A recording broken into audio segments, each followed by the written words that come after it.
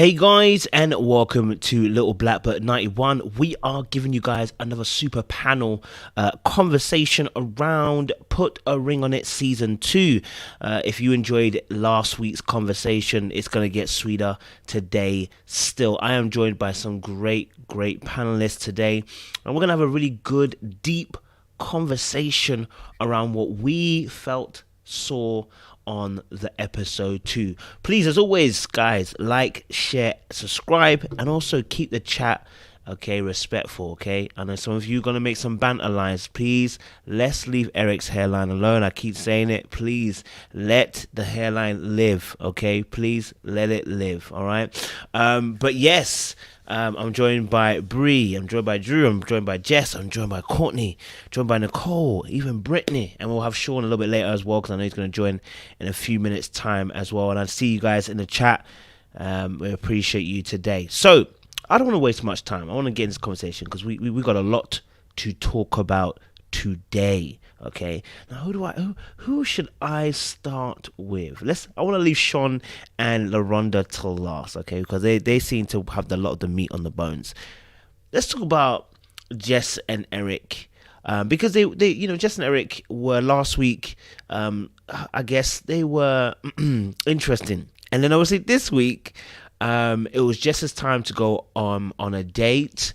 And she went on a date with a guy called Ron Don, and I think he himself could be analysed on the show as well, because he was saying some things that were just popping up red flags. But I want to kind of get you guys' perspective and see what you guys' thoughts are on Jess and Eric this particular week. I'm gonna come to you, Brittany, first. You know what I'm saying? Like, I'm gonna let you hit the ball at the park first round. Talk to us. What was your thoughts on Jess and Eric on this particular episode? Okay, so Jessica and Eric just shows me this week that they're not on the same page at all. Jessica, what gave that away was when Jessica was on her date, and she told her date that they've been together for about 4 years, and he says 3. So that kind of just gave me like somewhere along the line they're not on the same page. They also said some other things too. Can't really think of it right now, but if you watched it, you could pick up on the fact that they're not on the same page. That's my main thing for them. I mean, it's still the same. They're both very insecure, and they started on like the shaky foundation, and because they don't trust each other. So that's another issue that you can see between the two of them. Eric is he doesn't want anybody to be with her, but he can want to go be with other people. That's a problem. But same thing, different day for them. I hear that. Appreciate it, Brittany. Appreciate it. Let me come to you, Jess. I'm going to ask you a question. Jess made a point again on this particular episode about the fact that she made it a point actually to Rondon that they don't trust each other. It seems like they don't seem to have that kind of trust, and Dr. Nicole pointed that out at the very end as well. I mean, obviously, she's looking for this ring. I mean, can we be going for the ring and you are not really trusting each other? Like, how's that working if you're going to try and entertain a marriage or go to a marriage and you guys don't trust each other? How does that work? And then I want to and then after that, after you've explained that answer, you can go into how you felt about Jess and Eric yourself. For myself, when I was just looking at the dynamics of their relationship in terms of like trust, when they started out, because obviously they started out on a foundation that wasn't all too together, it seems like they kind of started on a situationship. And I think when you enter into like a situationship where no one is actually fully committed to each other, then it's going to make it difficult for you to trust one another because they haven't established that they're fully committed to one another. And it kind of seemed like Jess got him by default, almost. She was kind of like the front runner, I guess, aside all the other girls that he had going on. So I think from there, when she's looking at trusting him, she's thinking, well, when we originally started out, he had all of these connections going on. So although I feel like she wants to trust him, but deep down she knows that she doesn't. And when you can't trust someone, it's like, how do you form a serious commitment like marriage, which is meant to be a lifetime, in comparison to something that's been quite shaky from the beginning? currently, from what I see from their relationship, it doesn't really seem that they are looking to move towards a long-term situation. I think with Eric, I think he does love her, or does care for her, but I don't think he's done with the quote unquote player days. I think he still wants the opportunity where he can still look around and entertain different women possibly, and still have Jess there to come home to. And I feel like with Jess, I think maybe she's more so in love with the idea of their relationship, or the idea of being married, or the idea of being in love. But I don't necessarily feel like they have that solid connection or foundation. I think another thing I would say, aesthetically, they look quite pleasing together. And I think that's something that plays into a factor, I guess, maybe in terms of their relationship. And I think they have invested maybe these years with each other. And I think maybe they just feel like we're gonna keep going ultimately, to see where we can get to. And I think it just depends on if he finds a better option and if she finds a better option. Personally, I feel like they would take it, just on how shaky their relationship seems. Appreciate it. Thank you very much, Jess. Appreciate it. Good points. Courtney, I'm going to come to you. I guess obviously, I don't know if anyone clocked this part. There was a part where I think it was the very beginning, Dr. Nicole was talking about, made a comment. It wasn't to them specifically, it was just in general, saying that some of you are going to potentially be shifting towards wanting to get married. And actually, Jess she went like this, and she looked at Eric and did this in his eye line, and he did not flinch one bit. He didn't even look in a direction. He actually just kept it focused like this. He ain't even trying to pay attention. And I'm wondering, do you feel like Jess and Eric may not be on the same page when it comes to marriage? I know he's expressed in the first episode that, he's looking to get there, but do you feel like maybe they're not on the same page when it comes to their ideas in terms of how to get to that place of being married? Do you think they're on the same page in that respect? And then you can also answer as well whether what your thoughts were on Eric and Jess in totality as well. Go for it, Corny. I definitely don't think that they're on the same page as far as marriage is concerned. I think that, like Jess said, Jessica is that her name on the show? Her name is Jessica as well? Okay. So I think that she is in a situation to where she wants to get married, and because they've been together for a certain amount of time, she's feeling like, okay, we should be heading towards that place. But when you watch Eric, it's pretty obvious that he is not ready to be married. He is still trying to play the field. He's still in a space to where he's thinking like, oh, I'm a pro ball player and I can have any woman that I want. And she's just kind of like tagging along with him on that. I think that they really do not need to be talking about marriage. They need to be talking about building trust, and that needs to be the foundation. Once they can get to a place where they can actually trust each other, then maybe they can start talking about whether or not they should get married. But right now, you can't even trust the guy. You don't trust him. He doesn't trust you. What are y'all doing? Like, why are y'all even talking about putting a ring on anything when you don't even trust each other? It makes no sense. And then as far as them on the show, you could tell that they're very playful, and I like that. But I was like, if this man has to say his name one more time at this door, I'm gonna scream, because he just kept saying Randy, or whatever his name is. He said it so many times, and I was like, this boy has so many jokes, like he's just playing entirely too much. And you could tell like they have a very playful relationship, but you need more than that. The trust that's the big thing for me when it comes to the two of them. They just need to work on their trust first. So that's all I have to say about that. Thank you very much, Corny. Appreciate that. Okay, good contributions there so far. I appreciate this as well. Nicole, I'm gonna come to you next as well. We're talking about obviously the fact that they don't trust each other. We're talking about the fact they're not on the same page. We're talking about the fact that obviously Jess and Eric, yes, they have, and I saw that as well, Courtney. I saw some really great interactions with them as well. We've also stated last episode as well that potentially we're not sure if they're not here just to raise their profiles in that sense as well. But that's neither here or there. But in terms of obviously Jess and Eric, she ended up going on a date with, old boy Rondon, and it went some way. And I kind of want to get your perspective on the date that she had with Rondon. What was your thoughts on the date she had with Rondon?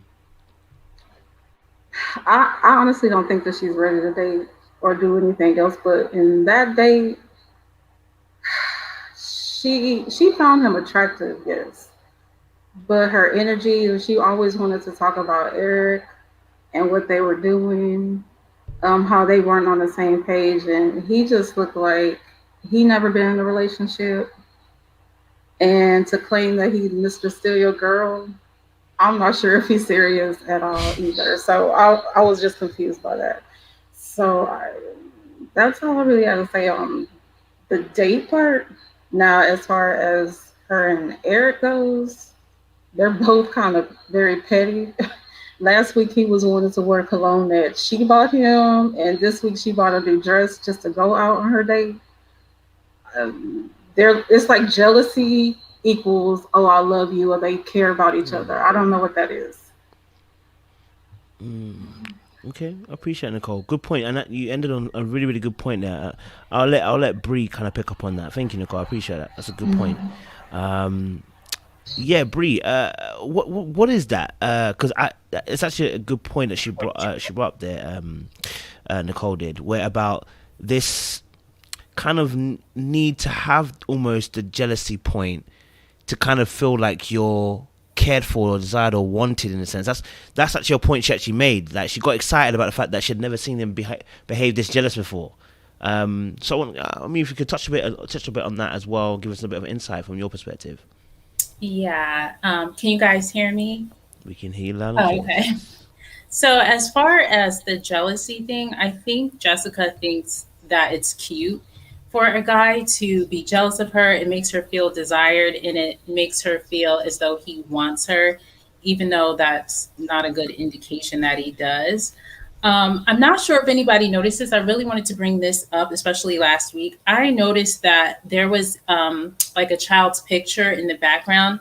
And again, I saw it this second episode. It was on the refrigerator. So I'm wondering, do they have a child together? Because I feel like that can play a major role in their relationship. Maybe she has a child by somebody else and he lives there, or, he may have had a child with someone else. But it could be maybe she wants to get married so bad because they already have an already made family, and, she wants that dynamic. And he could be holding on to her just for the sake of the child. So I kind of feel as though Jessica's a placeholder for him until he finds something better. A lot of men will do that. They'll keep you until they can find another woman that may be better. Because I also noticed what he said last week when he went on his date with Kai, is that, well, she basically is the same person as Jessica. So there's no reason for me to go on a second date with her. So that's just how I see it. And I feel like the child may play a factor. I'm not even sure if that is their child, but I noticed that twice for this show. So the jealousy thing, that has to go. Just because you feel like, oh, he gets jealous, it doesn't mean that he necessarily wants you or even going to marry you. So they have a lot of trust issues that they really need to get through. Why be with someone if you can't trust them at all, just to say that you have a ring and be married? You don't want a foundation, starting off that way. So that's my thoughts on them. No, good spot. I never actually spotted the kid thing. I'm gonna have to go back and look at the video properly now, because that's got me thinking. And you've mentioned good points there. That can also want to accelerate the process in terms of wanting to get married, even though there are seemingly red flags that you're seeing. So that's a good point there, Bree. Good point. Drew, let me bring you in. Jess and Eric, they're quite the interesting. I like to say they almost remind me of young budding love. The ones where you're in high school, kind of in secondary school for us UK people, and someone's they almost do tit for tat. I call it la tete, you know what I'm saying? I think someone's already mentioned it, in the sense of she bought a dress, he bought the cologne, and it's like, how long can the relationship last where they're both trying to outdo one another. And I don't know if anyone noticed, there was a double standard from Eric last week, but Jess did the double standard this week, because when he was going out, she was like, you better be here in an hour. Like, don't be trying to go long. And this time she said, I'll come back whenever I want to come back. And I was like, wait, whoa, sis, you ain't giving yourself a little time? She decided not to give herself a time. So they both do these things where there is jealousy, or they do tit for tat, la or there's now double standards that they both implement. It seems like they both, maybe they deserve each other, because it's like they do the same thing. I don't know. What do you say, Drew?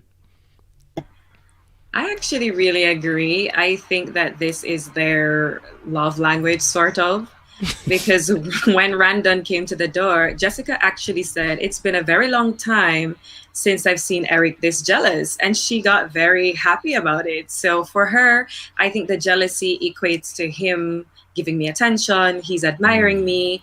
And so I think that was the whole point of the new dress, to get attention from Randon, who gave her a lot of attention when he came inside. I thought he was a bit brazen. He came inside, she said, hey, how are you doing? And then he said, well, I'm doing much better now. And then he went for her hand. I'm like, do you not see her man standing right there? The audacity. But then when they're on their date, what I did like about her is I found that there was a very good balance between her bringing up her relationship, and she spoke about the date actually helping her to improve her relationship because she's learning from the process. I like that. And I found that she was a very good listener as well.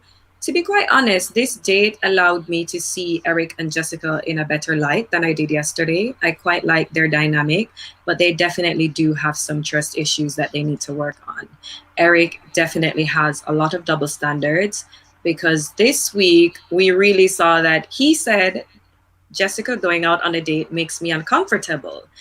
And then he spoke about the trust issues. So we know it's not just her. I thought that she was the only one who was insecure, but this week we saw that he's also insecure, and they both do not trust each other. Good point. Yeah, good point. That they're both suffering from that. Yeah, he mentioned that earlier on as well. Good point. Good spot. Welcome Essence. Welcome Shon. It's always good having you guys on the panel as well. Let me get Essence first. Essence, we're talking about Jess and Eric still. I guess I want to focus. Everyone's kind of hit the good points. I want to talk about the date, because obviously she decided not to go back on the date a second time. To be honest, I'm not gonna lie to you. I agreed with her. I mean, he went, as much as he was brazen. Okay, you can't throw out them kind of red flags and expect anybody want to take you on. Okay, like there was a major red flags. Brother out here saying he don't mind to do Mrs. Steal Your Girl. How are you? Let me keep quiet. Essence, what's your thoughts on Jess and Eric, man? Talk to me, man. Yeah, that was so strange to me. For that to be his first time introducing himself, and for him to be a self-proclaimed Mr. Steal Girl, that was so childish. And what I said last week when we talked about this, I said, I really hope that they place her on dates with men who actually have depth, that we can see her have true conversation. And they did exactly what I asked them not to do, was to place her on a date with basically an Eric 2.0. And then I mean, to place her on a date with someone who's never had a girlfriend, I'm not sure if I believe that to be true. But either way, if he's never had a girlfriend, it's a problem. And then if he's lying about never had a girlfriend, it was a problem for me. So either way, I don't blame her for not going on a second date with him. I don't see if there was another choice to be made in that situation. I would have been judging her if she said she was going on a second date with him. And then he said that he had never been ready to have a girlfriend. But when she said that she wanted to get married in the next 5 years, he said he was all in. How? How? How you gonna be all in to get married to her? I think that he definitely was attracted to her. She's an attractive girl. But other than that, I didn't see any depth in that date at all. At all. I was bored, actually. I couldn't relate. I couldn't relate. So yeah, that's how I feel about that. I'm hearing you on that. I'm not gonna lie to you. Yeah, the date was. I watched it and I was like, bruh, she's not gonna invite you for a second one, because you're not giving me much. You know what I mean? Like, he wasn't giving much. I couldn't really see what he was adding to the conversation, apart from the fact that he's a self-proclaimed messy boy, and now he hasn't never had love before. I was like, you 32, sir, you've never been in love. I mean, and then you want to come and steal this girl from another man and then show her love. I mean, there's everything's so wrong about this. You know what I mean? Like, everything about the situation right now is wrong. Like, I really don't like the premise of the show, but then to add this, that you don't even know how to love somebody, you have no work experience in this area, you are, and you want to steal her from someone else? Nah, man, sir, get out of here. Shon, what's your thoughts on Jess and Erica? Sure. Eric. So similar to what the other panel, shared, I think like they're caught up in a cycle of jealousy and flirtation, that lifestyle that they live, the Instagram, and she's a real beautiful Instagram model. He's the former pro athlete. I think they just play up on that image. I still really haven't seen more than just like a playfulness in their relationship. I haven't seen the substance, whereas you can see what glues the couple together and the other two. I think they're kind of just clout chasing. If I was really, from what I see, from last week to this week, it's the same. It's very surface level. As everyone said, she was very honest about really just wanting to make him jealous. She got off on the feeling of his jealousy. It wasn't about the guy, whoever it was, right? And then when you get to the dude, right, he had all this fluff to say, but then her commentary was he's her type. So I don't know. I think she's just putting on, and she likes getting a rise out of Eric. She likes seeing that reaction, how he, really just, came out, greeted the guy at the door, played around with him, kept him waiting at the door all that time and messing up his name and calling him Randy. That for her was appealing, right? So she was having a good time with that little game. But, I don't know what she wants. I don't know what she wants. I don't know what he wants. He seems like he just wants to play the field and have a good time and have a beautiful woman at home. And she's looking for something, but I don't think she even knows what she's looking for. Those are my thoughts. Can anybody answer that question that Shon's put out there? Do we know what Jess and Eric want from this situation? Do we know? Can anybody answer and say they know what they want? Go for it, Drew. I feel, based on what Jessica has said, especially since this week, I get the impression that she really wants to be in a committed relationship. I don't remember who, but someone said earlier that she's more in love with the concept of being in the relationship than actually focusing on making the relationship work.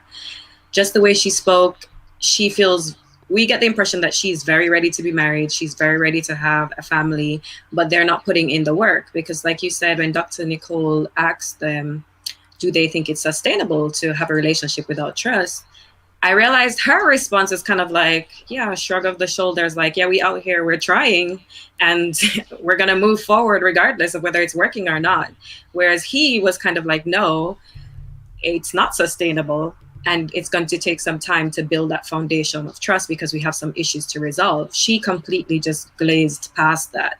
So for her, it's definitely more about the marriage and being in a relationship, being Instagram cute, but I don't think she's focusing on the actual relationship working. Appreciate it, Drew. Good points. Brittany, you wanted to add? Was it Brittany? Was it Bree? Sorry, let me make sure.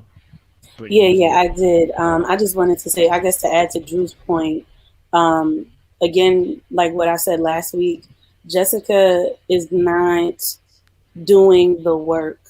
Like she said, she's glazing over what it is she has to do in order to get to that next step. Everybody on this show is skipping over steps. They want the result, but they're not doing the work to get to the result. And that's not going to work. And that goes to like the instant gratification thing that people say our generation has an issue with, which is true to an extent. I can't speak for everybody, but that is true. And then just to go back to Jessica's date, she put that dress on purpose. She bought that dress on purpose. Secondly, her date, I think her date was just a test. I think they wanted to see where Jessica's mind was at in regards to choosing whether or not she was going to pick him again to go on a date with. And I'm glad she chose right. And I think they just kind of wanted to analyze where her mind was. And clearly the process is doing something for her, whether people recognize it or not, you know, a little something. And, you know, as time goes along, of course, Dr. Nicole is just going to open everyone's eyes to what it is they really need to get to, like the crux of it. Because everybody, like I said, is missing the steps to get to what they want.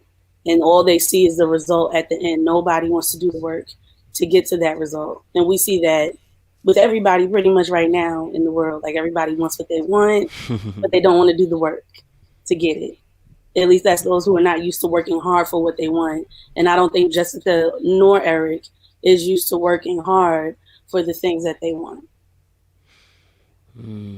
Okay, I'm hearing you. It's I guess it's really interesting with Jess and Eric, because one of the things that I noticed about the two of them, or even Jess to Eric, is that scene before the gentleman comes in, Rondon, when she has a dress. She asks him, "Do you like it?" Right? And his response, obviously, I can't remember what he said, and she was like, what did she say exactly? I don't remember what she said exactly. She made a comment, but it was her facial expression, right? Like she was honestly seeking. It's almost like she was seeking his approval, right? Because this is the problem with the relationship at the moment. I think is that, you know, when you are in these games and these things of trying to prove someone care, this is where they're at. Yeah, there's almost a need to want to prove. Or at least I can see for Jess's point, she wants to see if this guy cares, which is where that jealousy piece came in. But when she came in with a dress, she asked what he thought. And the way her facial expression, I know she was excited, yes, I bought a dress to freak him. But her expression was almost like when he said, yeah, he liked it, and then he went on to say whatever he said, was like she genuinely actually appreciated the comment. Like, so it's almost like she, it's not even in a bad way, it's more like she's looking for that security. Right, I don't think, and that's what the situation at the moment with the relationship is. They're lacking this emotional security because of the foundation of how they started, and they've not, as you were saying, Brittany, done the work to undo, I guess, some of those fears that they're feeling at the moment in the course of the relationship. He wants to still do Mr. Player, and she, you know, wants to get that attention. She'll do whatever she needs to do to get attention. You know, freak him. Do you know what I mean? And there's one last thing that I noticed. He said something to her which was really interesting. She was like, "Oh, I'm gonna go on the date," and and then he asked her, "Whose car are you getting in?" And she was like, "I might get in his car," and he was like, "No, you're not. You're driving." And she was like, "Okay." And I was like, "Wait, what?" And I was like, "Wait, she just gonna say yeah?" I was expecting some kind of resistance, and I really do believe just wants this relationship to work. That she honestly, that's her focus. Her focus is, I genuinely want this relationship to work. But when you started off the way you started and you don't know how to do the work, this relationship's not going nowhere at the current moment without no influence or no input. I don't know if anyone else wants to kind of chime in on what I've just said, and then we'll move on to Darian, and go for it, Jess.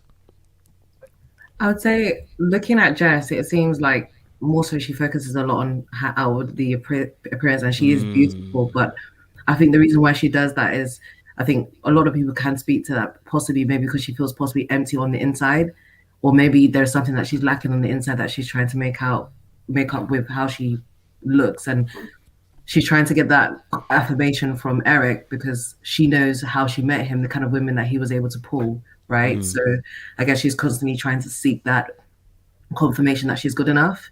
And I think it also possibly could tie into maybe personal trauma as a child, depending, obviously we don't know what her upbringing was like, or whether she did have a present father in her life. And that definitely does shape the relationships or the kind of interactions you have with men going forward. And with their relationship, with their dynamic, it kind of seems like she's looking and she's waiting for him to say, you know what, I approve, or for him to affirm her that she's beautiful before she can actually feel that. Also, one thing I noticed was it kind of seems like she's looking at him a bit almost like a project, like, because when they started off, he was a playboy. And I think a lot of women, they like the idea of, oh, he's a playboy, you know, I can turn him into a committed, you know, serious guy, you know, I'm the one who was able to tie him down type of thing. And when you go into a situation like that, expecting that, you know what, actually I can change him, in reality of the situation, she could be sort of in line for a very rude awakening, because ultimately Eric knows that he has options and she knows that.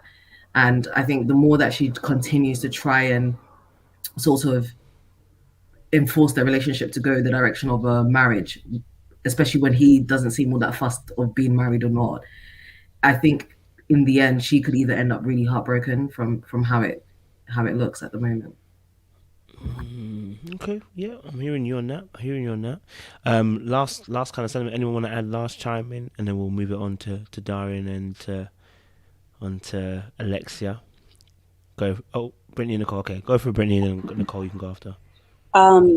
Jessica, I feel like once she gets the instruction that she needs to know how to move forward, and I'll give an example. If she decides to put her foot down and let Eric know how things are going to go, but that's when her mindset is trained to do it the right way, because she's going about it in the wrong way. You can tell she's trying to figure out how to get this man to, I guess, want what she wants.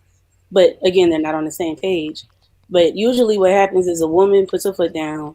She says what she wants. She makes it known. The guy has to agree to it, and she'll receive her answer. More than likely, if Eric is really not that into her, it's not going to go the way she wants it to, which would be the rude awakening that is going to happen. But if he is really, truly wanting this to work and he does want marriage with her, he'll say yes, and she will lead the emotional way of like figuring out how things can work between the two of them. So it's a possibility, but she has to be able to put her foot down and do that. And I just feel like she doesn't know how to right now. Good points. Nicole, you want to add? Yeah, it's kind of piggybacking what Brittany's just said.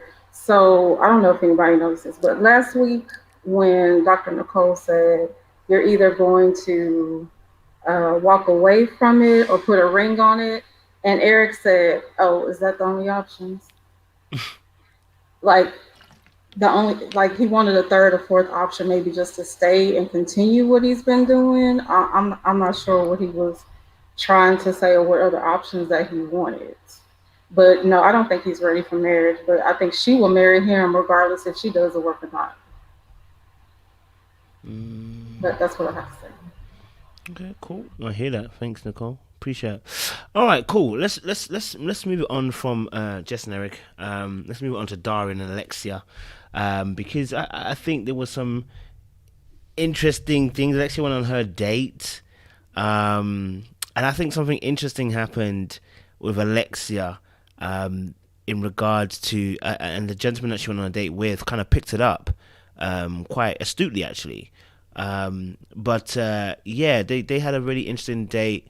And I actually thought that Smoke handled the gentleman quite well. I mean, the guy came in, he gave him a firm, boys handshake. Like he felt really calm. He didn't do the usual theatrics of what other people have been doing. But I wonder if that's because old boy don't care because he's doing his own thing. You know what I mean? Rather than him actually being cool. Do you know what I mean? It may not be the case, but I'm just kind of putting that out there as well. But okay, cool. So Alexia and Darian, I'm gonna let Shon, you kick it off for us on that one. What was your thoughts on Alexia and Darian? You can talk about the date. You can talk about their particular ratio. How you feel about it in episode 2. Sure. So I think the interesting comment first was when he had elected to go on a second date with Kai. Oh, yeah. And then she made that comment, he can have all the space he wants, right? And then Dr. Nicole was like, hey, let's get under the hood of what that means, right? What are you really saying, right? And I think that just brought out this energy in her, and I guess it was defensiveness, or maybe she was triggered because perhaps he's seen other women in the past, right?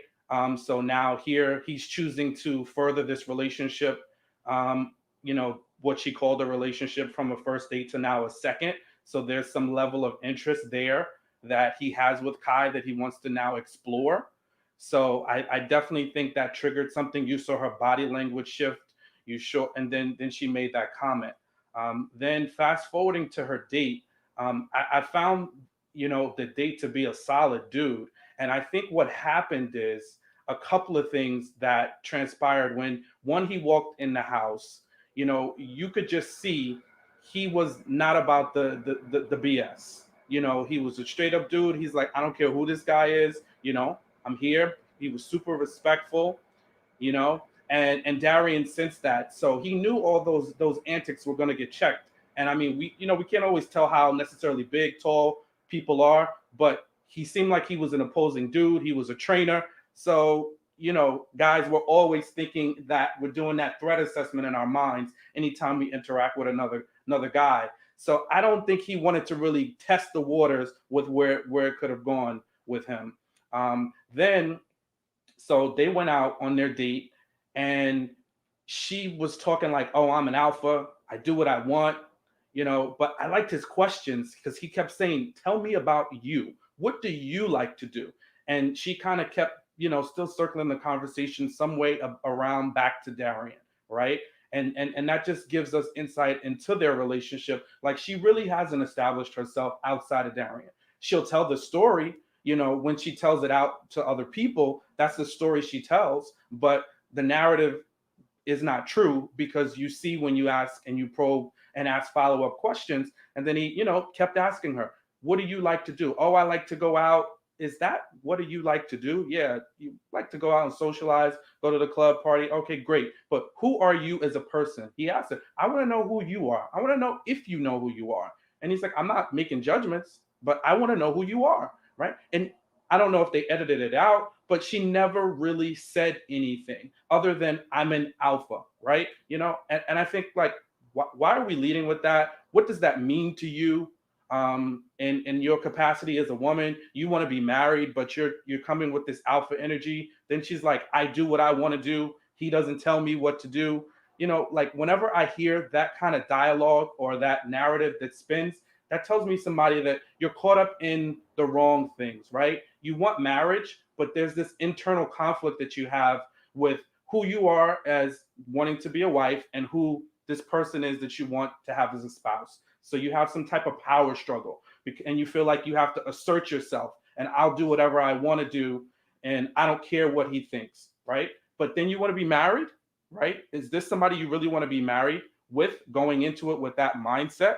It's going to set you up for failure if you even get marriage, right? It's just setting the relationship up for there always to be conflict. And hence that they've had this in and out, off and on relationship. So, that's what I think about those two. I don't know. I can't really make an assessment just yet if they're really in it for the long haul, but I definitely see some red flags early on. Good summations. I appreciate, Shon. Appreciate. Let me come to Essence. Essence, what are your thoughts on Darian and Alexia? I know, obviously, in fact, let me even ask a question. So, obviously, could you empathize or understand maybe where Alexia was coming from, or when she decided, when she said, obviously, he can have the space all he wants, or do you feel like there wasn't a good enough justification for her kind of response in regards to that defensiveness that was brought to the table at that point? And then you can answer about their couple overall. Yeah. Are you referring to when he chose to go on a second date with Kai? Oh, yes. Definitely. I can empathize with her, yes. I can empathize with her because she's been with him for so long, and that must have been jarring. However, if we were to hold a position at work for 14 years without the promotion that we so desire, without getting it, and we don't get it after 14 years, if we're still there, that's on us. Not only do we not get that job, but that job decides to vet other candidates for that position that we want. Candidates that don't have nearly the experience that we have at this job. And you decide to stay, that's on you. So while I can empathize with her, she's the only way out of this relationship. The relationship is not going to end without her making that decision to leave this relationship, because Smoke is comfortable. He's good. He's not going anywhere. He has a good situation right now. So I do feel bad about that. As far as the date goes, I agree with Shon. Her date, I can't remember his name right now. I think it was Chris. But he asked very good questions. And I felt that the sole purpose of their date was not unlike the other dates. He didn't come with the energy that he was trying to take her away from her relationship. He came with an energy that he was trying to guide her into finding who she is. And I don't think that was intentional. I really think that he was being genuine. I really do feel that way. But I think that Alexia, and I'm so interested in her character specifically on this show, I'm probably most interested in Alexia because I feel she has the most to benefit from the premise of this show.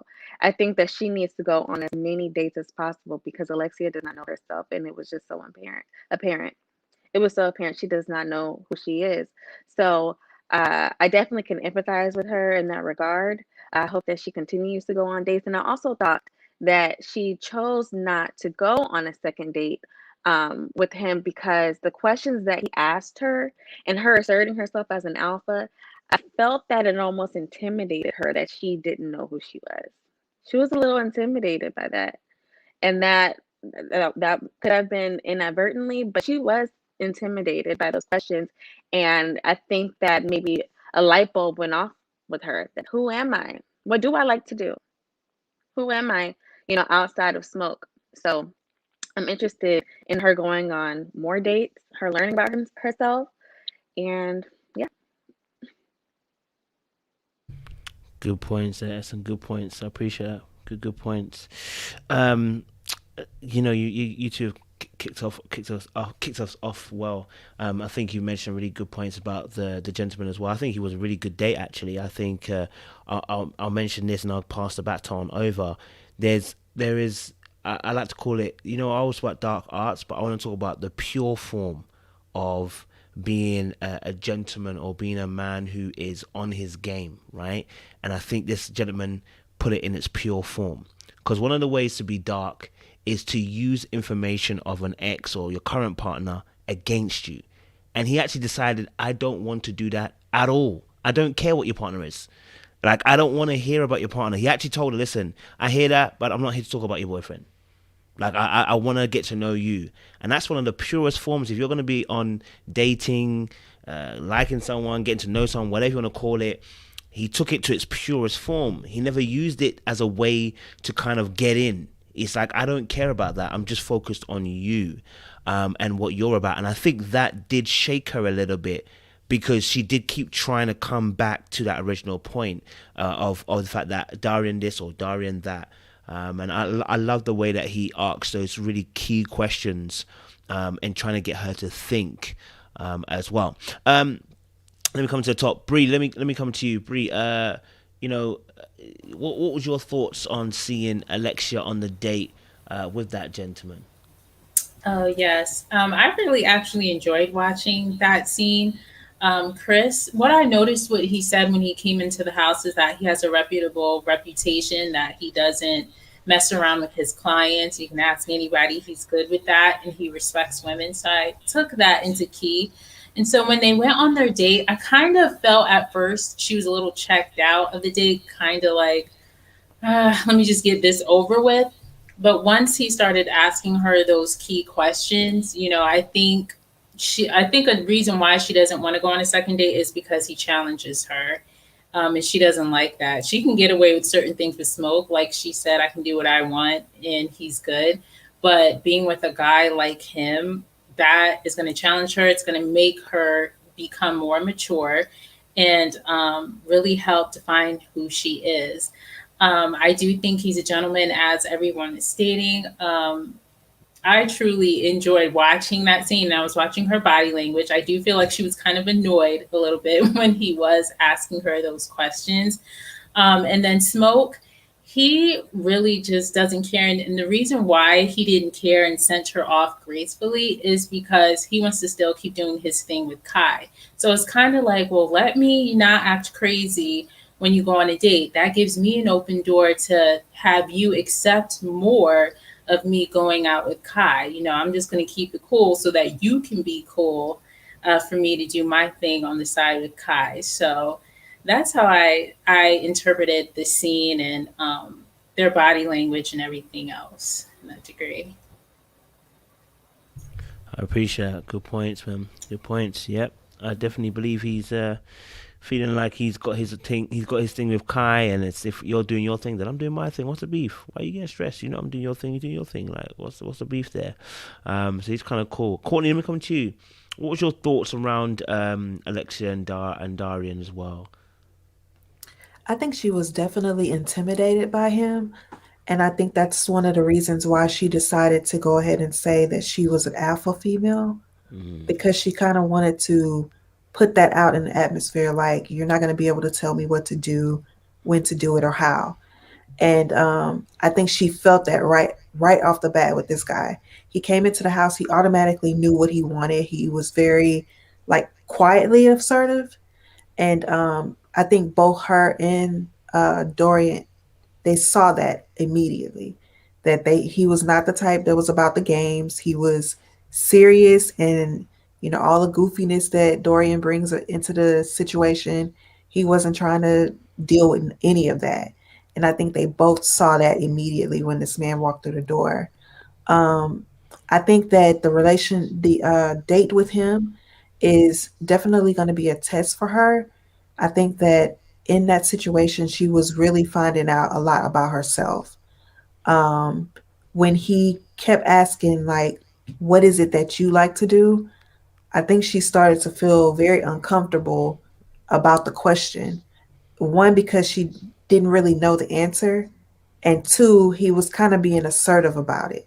Every time she tried to go around the question, he went right back to the question. And I think that's where she was kind of like, oh, hold up, like, I'm an alpha female, you can't do that to me. But realistically, I don't think that she is an alpha female. I think that she's getting away with a lot of stuff with Smoke because, again, he's probably doing his own thing on the side or whatever, and she's been dealing with that for a while. So I feel like he's the type let me just be quiet. As long as I'm being quiet, I'm sitting in the cut, I can do what I want to do, and she's not going to say anything about it. And I think that that's how they've been kind of, in this space where they've been together for 14 years, but it's been off and on. When she catches him, then it's like, okay, we're off now. And then he probably comes in with the goofy, antics. And I think that he uses humor as a way to get close to her. And a lot of times it softens her up and she's like, okay, I do like him. And then they start all over again. I don't know how that's going to work. I think the reason why she said to the guy, okay, or she made the decision not to go on another date was because that guy was definitely too assertive for her. And she really realized that there was just going to be some things that she was not going to be able to get away with in reference to him. And I think that was just intimidating for her. So she's just like, I'm gonna bow out on this one. So yeah, that's how I feel about that one. Appreciate that, Courtney. Thank you very much. Jess, let me come to you. How does someone get lost then? I mean, if she's an alpha woman, she's been accomplished in sports and everything as well. How does someone get lost like that, where they lose themselves to a point where they can't even explain what they like doing or what they're about, to the point they have to keep mentioning their partner? How does someone get to that place? Why does someone get to that place? I think one thing I picked up on is just more so how Smoke kind of carries himself like the superstar of the relationship. Like, he's like the front runner and she's like the quarterback type of situation where she kind of just plays second fiddle to him. Like, he's the main attraction. And there's no scene that we have that he doesn't seem to fail to remind us of his celebrity status. And not everyone seems to know about, but it's one of those things where every single time he has to remind her of, what he did or who he is. And it's like, she's been with you a long enough time, I feel like she knows. And one thing I noticed is when her date came in, he referred to him or made a statement about saying boy. And it kind of made it seem like, oh, he's beneath me, or he's not on my level. Do you think he would know who I am? And that was sort of aside the conversation of I'm going on a date. He turned the focus of her going on a date to, oh, okay, is he going to be interested in more so in me than he is in you? And I think the reason why she's lost herself is, or she doesn't really know what she actually wants from life or even from the relationship more so, is because I feel like she's built her likes and dislikes around him. What does he like to do? He likes to have fun. He likes to party. He likes to club.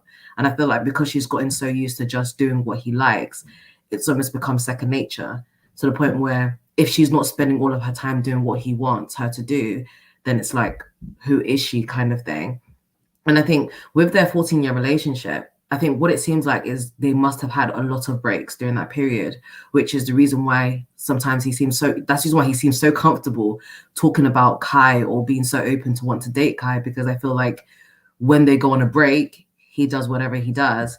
And then when they come back, it's like, oh yeah, well, we're on a break, I was doing this, and she just has to accept it. So I think I think it's almost like he's trained her into understand the kind of accepting whatever his behavior is, or, accepting, even if he does anything wrong or if he cheats or anything like that, that should be acceptable, And I think she's gotten to a point where I think some women, especially when you spend such a long time entertaining a guy, you start to think, I'm getting older, my time clock and all these things. Do I really want to start over with a new man? Is any man really going to want me after I spent all this time with this so-and-so person? And I think overall, I just feel like she's totally lost her identity. Now, that's the reason I really did appreciate her date, was really trying to make her think, what do you want out of life? Like, what is it you like to do? And it's really quite sad, quite frankly, that she doesn't even know how to answer that question. I do wish her the best, because I feel like out of all of the women, I feel like to me personally, I feel like she seems the most genuine. I think she genuinely seems like she really wants to be married. But ultimately at this stage, I don't necessarily feel like they're at the same stage in life. Their mentality just seems completely different. Like the way they think, the way he thinks seems quite short term, whereas she's thinking more long term. And overall, I just personally just don't see the relationship. I feel like they could possibly get married, but it seems like it may come with a lot of strings. And is it really going to change anything if they get married, if they haven't actually addressed the underlying issues that they currently have? Good points, man. I appreciate it, Jess. Appreciate it. Let me come to Nicole. Nicole, talk to me, man. Darian, Alexia, what's going on there? Well, at the start, I was wondering, does everybody think that multiple dates with the same person equals a relationship? Because I think that she said that in the beginning, like they might as well be in a relationship. And I'm like, they haven't even gone on the second date. She's already skipped like 5 episodes ahead thinking about a relationship with somebody. She's jealous of losing them. And 14 years, I'm trying to figure out, what was the reason for the off again? Did he cheat, or did she take a break? Whose idea was it? Is it a combination of both of them?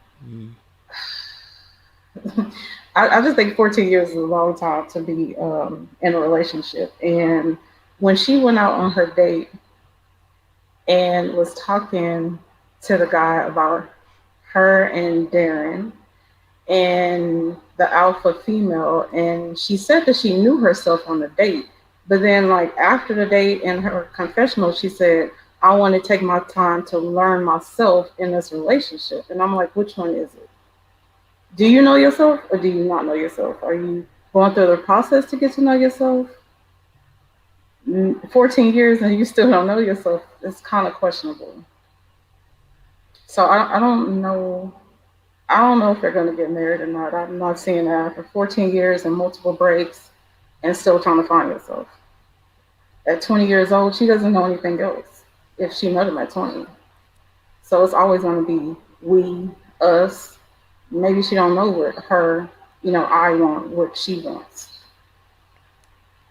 I'm hearing you, Nicole. I'm hearing you.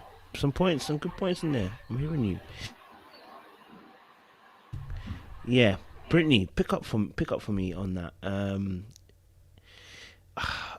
It's tough, isn't it? Because I think she got with him when she was 19, and like Nicole has said, what do you know at 19, 20? What do you know? I know, like, obviously, we were saying last week, obviously, 14 years, I know you've been in a very long relationship, but if you get someone at 20, and we're not privy to the ins and outs as to why they broke up and we know that obviously there was distance, he was doing his thing, she was doing her thing, and so they came back and forth, but we're not really giving much context in terms of how this keeps going on and off.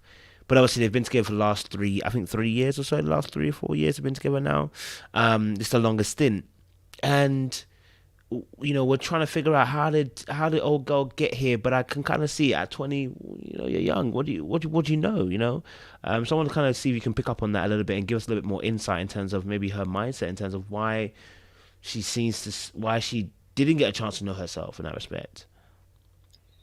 Okay, so in a way, I was her, right? So I get her mindset and where she's going with this and where it's coming from, where the defense is coming from, and why she's reacting in ways that she's reacting. So in regards to the question you just asked, she has to, at 19, there's really not much you do know unless you've been with multiple people, and not in that way, but just dated enough to know yourself. Because what the point of dating is to, get data and understand about the other person and yourself.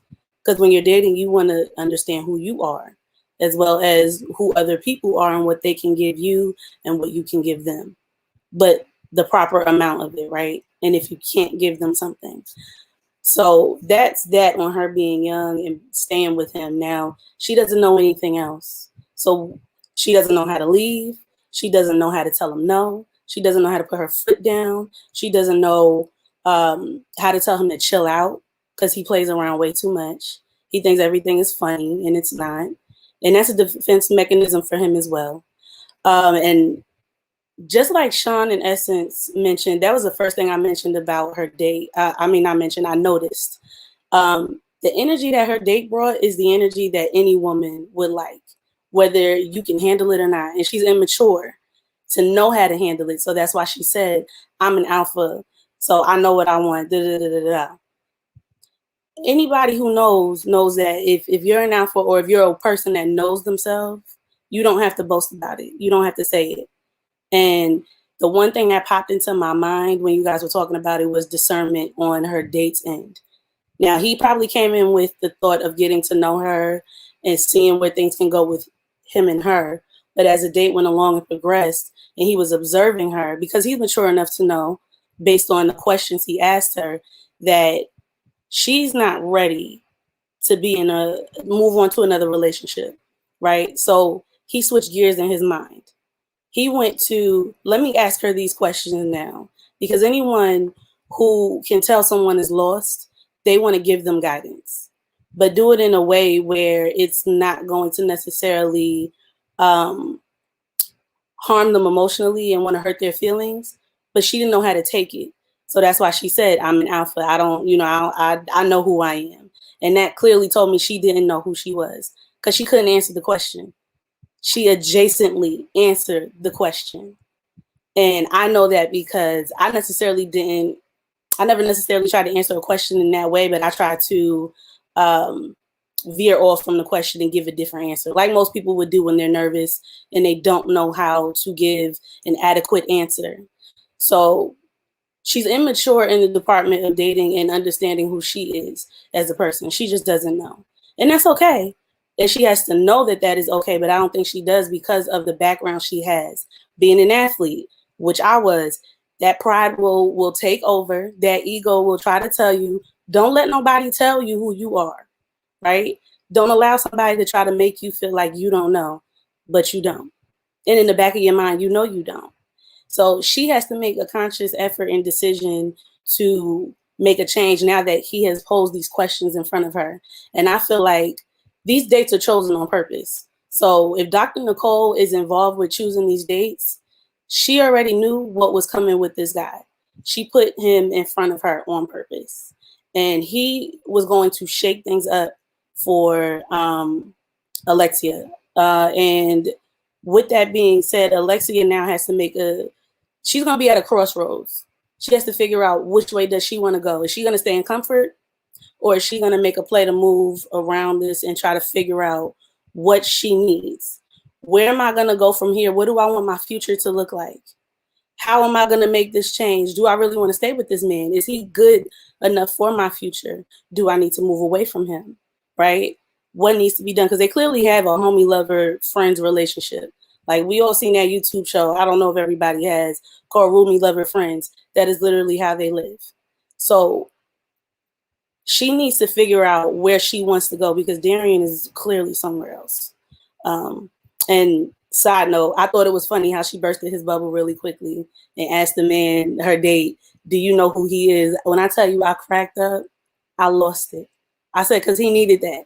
He needed his ego to come down a couple notches to understand where he is at in this situation. And some people need that. But yeah, that's pretty much my roundup for them, because homeboy came in and shook that up. That's my kind of energy from a man, right? And that's for any woman. And so hopefully, I hope that turned on a light bulb for her, because I have hope for her as well. And I really, really hope she comes out of this understanding how to walk away, because she needs to walk away. 14 years, she wasted her time with him. You know, and also the other thing on discernment is you have to understand your seasons and know when it's time to leave something and leave it where it's at. I mean, with them too, they need to completely cut it off. Like, they don't need to talk to each other for a while, because then they'll end up wanting to rekindle, and it's not going to work. So that's it. Great summation, and great added points as well. Appreciate Brittany. Drew, talk to me. And Alexia, Darian, what's going on there, man? I think for me, the biggest takeaway when Alexia spoke that I got was that her and Darian are just comfortable, way too comfortable. One thing that stuck out to me, she said to, I believe his name was it Mark? When she spoke to him, she said, it's been 14 years, and during this whole time, marriage it's not really been a topic. It's come up, once or twice, but nothing serious. So for me, she's very aware of the situation. I think she's just too comfortable. From 19 years old to 34, I think she maybe fell into the cycle of, maybe in a year, maybe in 2 years, maybe in 3 years. And now it's almost seems like too much time has passed for her to leave. At least I think that's the way she's viewing it. I think when you're a professional athlete and then your partner is, a musician or in the entertainment industry, what has happened is perhaps he has been the most, or probably the only consistent thing in her life, or the most stable thing throughout these years, because life moving around is quite unstable. And because of that, I think she has become complacent. Actually, the metaphor I thought of when she was speaking was, it's very similar to someone who knows they're not in the job that they want to be in. And then they say, okay, one day I'm going to get out of this. One day I'm going to apply to a new job. And then a year turns into 5 turns into 10. And before you know it, you're there 25 years. And I think the situation is quite similar. And honestly, unfortunately, I don't think she's going anywhere. I think she's unhappy. I think she wants marriage. But whether or not she does get that, I truly don't think she's going anywhere.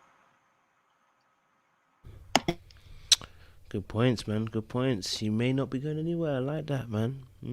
Okay, you'll bring some hard points. I'm hearing you. Shon, you want to add back again? Go for it. Sure. So just something that I was thinking about as some of the other panelists were talking was around, this concept of them having some type of trauma bonds, whether it's their own personal trauma that's keeping them locked in together in this relationship. But there's definitely something, I don't, when I hear Alexia talk, I don't think she's just like this naive kind of, I don't know what I'm doing. I kind of don't, things are just happening to me. Life is just, coming at me and I'm just trying my best to respond. I don't see her as that. I think that for whatever reason, she's invested in this relationship. There's something about it that suits her. I think sometimes when we get in relationships where the other person doesn't necessarily push us to do anything more, right? So we just get comfortable in that because we get to just be whatever we've thought we should be. And sometimes we're not at our full developed stage, right? We're not progressing. We're staying stagnant. So I think, Darian and his antics, they don't push her. They don't challenge her to move out of that, self-professed alpha, image that she's created for herself. And, when we say that, when somebody says that already just, puts you, in the frame that the person isn't. It's just like somebody saying, I'm humble. All right, well, if you are, you don't have to say it. We're going to see it, right? You don't have to tell somebody that. So I think that bravado that she puts out, he tolerates it, but he tolerates it because he knows that she's not going anywhere, right? So it's kind of like this push and pull, but they're still unhappy because that you can see that, you can see that level of discontent that exists in their relationship. So the cycle that they're in, we keep saying that, like this cycle that they're in, it's just spinning them around and around and around, and they're not making any progress, but they have some endpoint, but they're not doing any work to get to that endpoint. So I feel like, for whatever reason, and I'm hoping that Dr. Nicole will help to peel back some of the layers of that onion, right? We've seen it already in some of the other, members of the cast, as she's peeling back things. I hope that we can get to the bottom of that, in terms of why she's staying, why she's not moving, what has her so invested in this relationship with him, and she's not getting the outcomes that she's desired, right? It doesn't take 14 years. We've all said that. Even you saw in earlier clips, Eric and Jessica was snickering about the 14 years, when they were talking about the date she was going on. So I want to hear more from her. I want to hear more about her past, because we know that's what drives people to interact in relationships the way that they do. It's that past piece. It's how she related with her father. What was her relationship like with her mother? What did she see? What are her expectations of a man in a marriage? Right. So I think we got to see more from her and really peel back that onion. But I don't think she's just this. I don't see her personality as the woman that's just allowing things to happen to her, and she's just there, kind of twisting in the wind, trying to figure it out. Good points as always, Shon. I appreciate it, man. I appreciate it. Does anybody else want to add one or two voices want to add? Anyone want to add before we move on to the most important part of the episode? Yes, Essence. Go for it. The only thing that I would add, because Brittany, you made a great point. Just that was a word right there. Everything that you said was just a word. Okay, people have to know when the season has ended, and that's just so important, and it goes for so many situations. We really do need to normalize being able to amicably leave our relationships. That goes for our relationships, friendships, family. It doesn't matter if it's not serving us anymore. We need to be able to say, you know what, I love you, thank you for being who you were to me. It's time for us to go. When I see you, I'm gonna see you, I'll speak, but it's time for me to go, and just to end it. Because when you don't, as we see, it turns into this a cycle. It turns into a toxic situation. The growth just plateaus, as we see. I mean, I think she's 34 years old, and it was just, yeah. It's actually very sad staying in a relationship for that long. It really does have a mental and emotional effect on you. And so I'm not even sure that the date that she went on, I'm not sure if he would have chosen to go on a second date with her, other than him having some form of an obligation, maybe a contractual obligation to go on a second date. Other than that, I'm not sure if he would have chosen to go on a second date. I hear that. Yeah, I think by the questions that he asks, I mean, he's looking for a level of depth. Yeah. Where I don't think he really got that from what we can see. I don't think he really got that from her. So if he did do it, it'll be out of intrigue, I'm thinking, rather than actually he's connected with her. Because what we saw on the screen was her unable to be able to answer this, I think, very simple questions, but kind of tell us a lot about you, in a sense of, like, do you know what I mean? And I thought she couldn't do that because, like I said, she was so... I do have a level of empathy for her because, you're 20 when you start this relationship. Unfortunately, 14 years have gone by and you've attached yourself to somebody, and given your heart to somebody, And it's like I think from that young age, you're going to go through a period of time where you're going to change. But you know, at 20, I'm guessing she didn't have marriage on her mind. You get to a certain stage where you're like, okay, marriage is my motive. And it's like, why did that not become alarm bells earlier on? Why do we get to 14 years before we end up on a TV show where we're now dissecting you on a TV show? You know what I mean? Like, where was the internal alarm clock that was hitting her and saying, actually, this has been going on for too long? And I think that comes from a place of the fact that there is, and I would love to get to know, or love to see him give a backstory in terms of what her upbringing was like, because she's talking about alpha, but has literally given him every inch of power in this relationship, seemingly, in the way that she responds and the way that she just spoke to that gentleman. That tells me that you've literally, and you know what, it wouldn't be bad actually if this was a marriage that she wanted. If she wanted this kind of marriage where she had a marriage and this is what she wanted in a marriage, this won't be a problem. The issue here is this: if she breaks out of him, this is going to feel like a divorce. You know what I'm saying? You don't need to have a ring and a ceremony to feel the pain that someone who's divorced is about to go through. Because if you've done 14 years to the point where now you also feel like you've pretty much ingrained your whole entire life with this man, and you have given yourself over to this man where you're now you can't even answer a question of who you are. You're literally become one.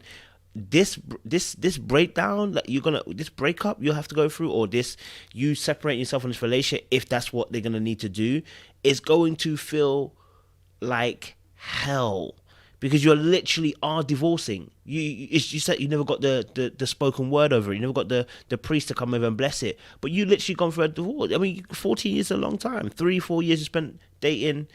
Yeah, even recently. So I think, you know what, I think Dr. Nicole is going to have to get deep with Alexia and Darian as well, because he's afraid of getting married. So I think there's some work there for Dr. Nicole to get her teeth into with Alexia and Darian as well. And I think my last point would be that the defensive response from Alexia in the beginning, I actually understood the Kai situation, and the only reason why I understood the Kai situation is because the Kai situation is not normal. He came back and started chatting crud about this girl, comparing her to this girl. So in her head already, the image is Kai is someone that you want. So it's not like you just want. So the first hurdle she had to get over was, okay, you're going on a date. Now the second hurdle is, you talking about this girl. You talk about this girl, and you want. It sounds like you want this girl, and now you want to go on a second date. That's where it's like she's feeling like it's a violation. But her natural response was to say, well, if you want that space, you can have it. But that's not how she truly felt. And I think that's what Dustin Nicole was trying to get at. And maybe that's something that is a response that happens also in the relationship.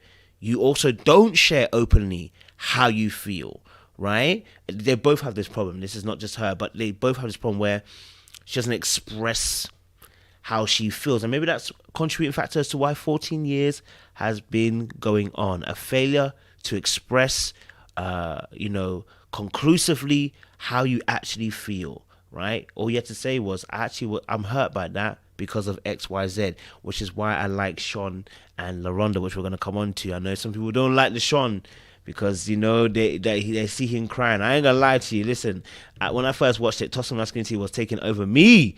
I was like, brother, if you don't get yourself together, if you don't pull up your socks, wipe your tears right now. Some Toxic Masculinity was really getting me watching him. And it wasn't just that, but you know what it was? Everything just seemed reversed.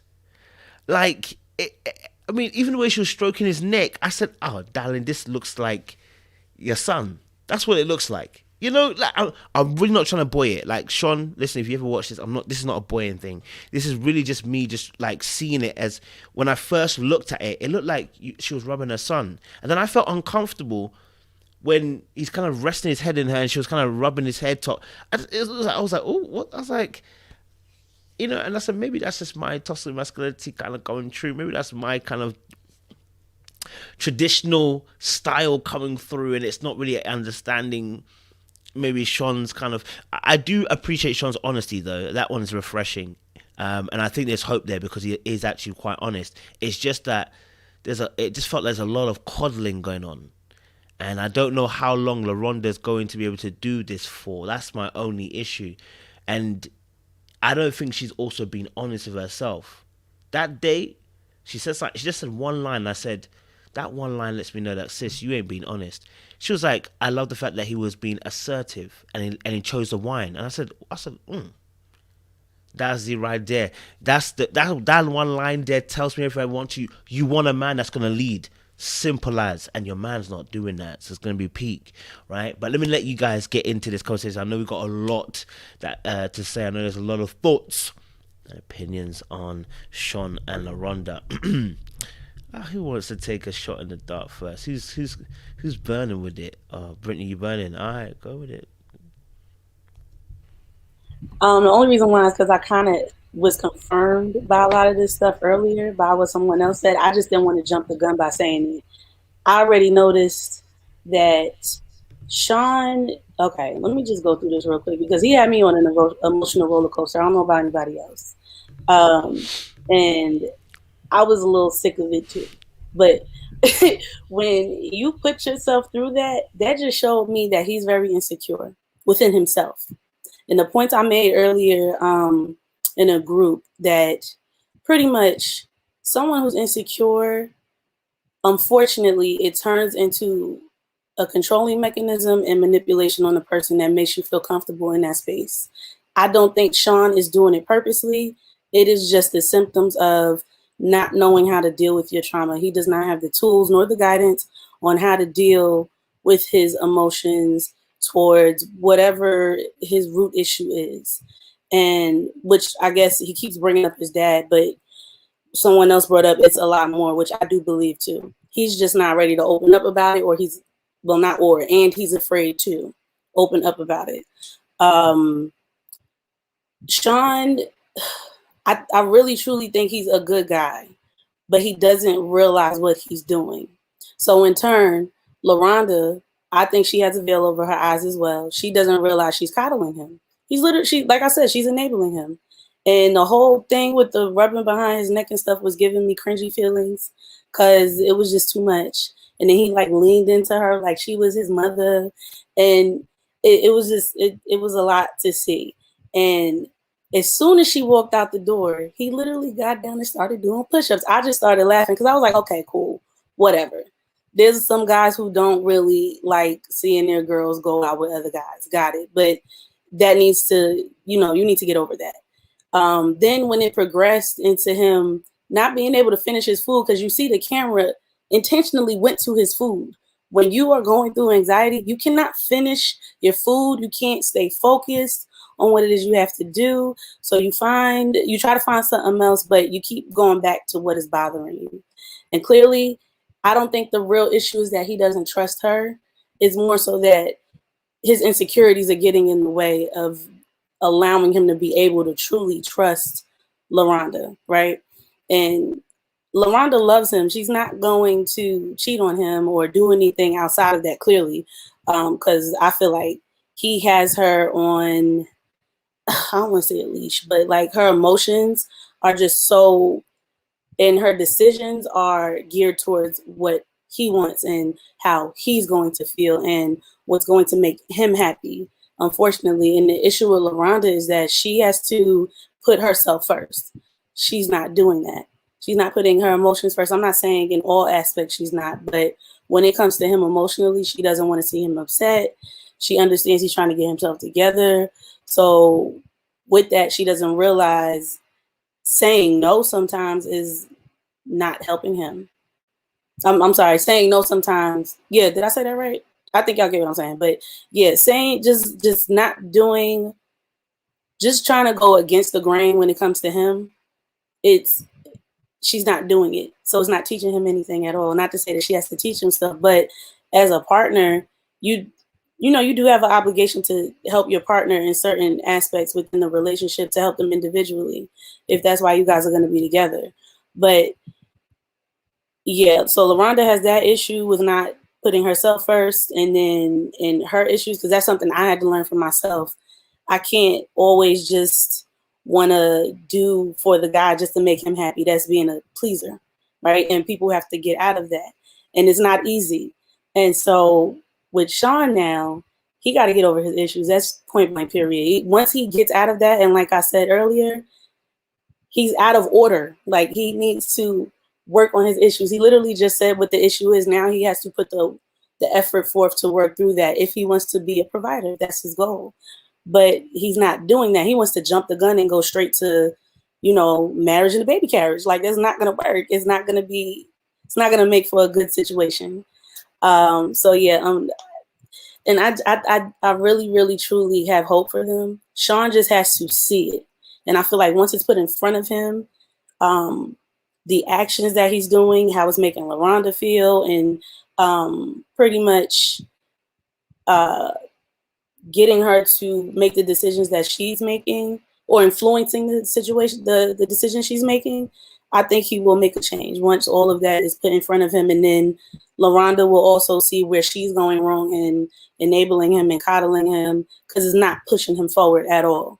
Like, she has to be a little stern with him, and not saying in a motherly way, but as a friend in the relationship, if he wants to get better, he has to try a different way. And that's even with his career. Like, he got to pivot. He clearly has been doing the same thing over and over and over again. If there's no change in how, I guess, the finances are coming in, because that's the biggest issue that he's bringing up. So you now have to figure out a new way to generate income within the career of entertainment, if that's where you want to go. Pivot. That's the name of the game. You got to pivot all the time. And again, seasons and discerning. You got to know when it's time to move on from what you're doing and try something new to get a new result. So that's just my thing with them. I totally hear that, Brittany. Thank you so much for that opening bat right there, man. Right out of the park on that one. Who's willing to step up to the plate next? Okay, Jess. I kind of want to start off with the positive. I don't know, personally, I kind of enjoyed seeing him be vulnerable or open up and cry, because I think, especially in the Black community, we rarely ever see men express their emotions, and it is always stated that men are not meant to be emotional, men are not meant to cry, men always have to be strong and macho and whatever rubbish society also puts on us.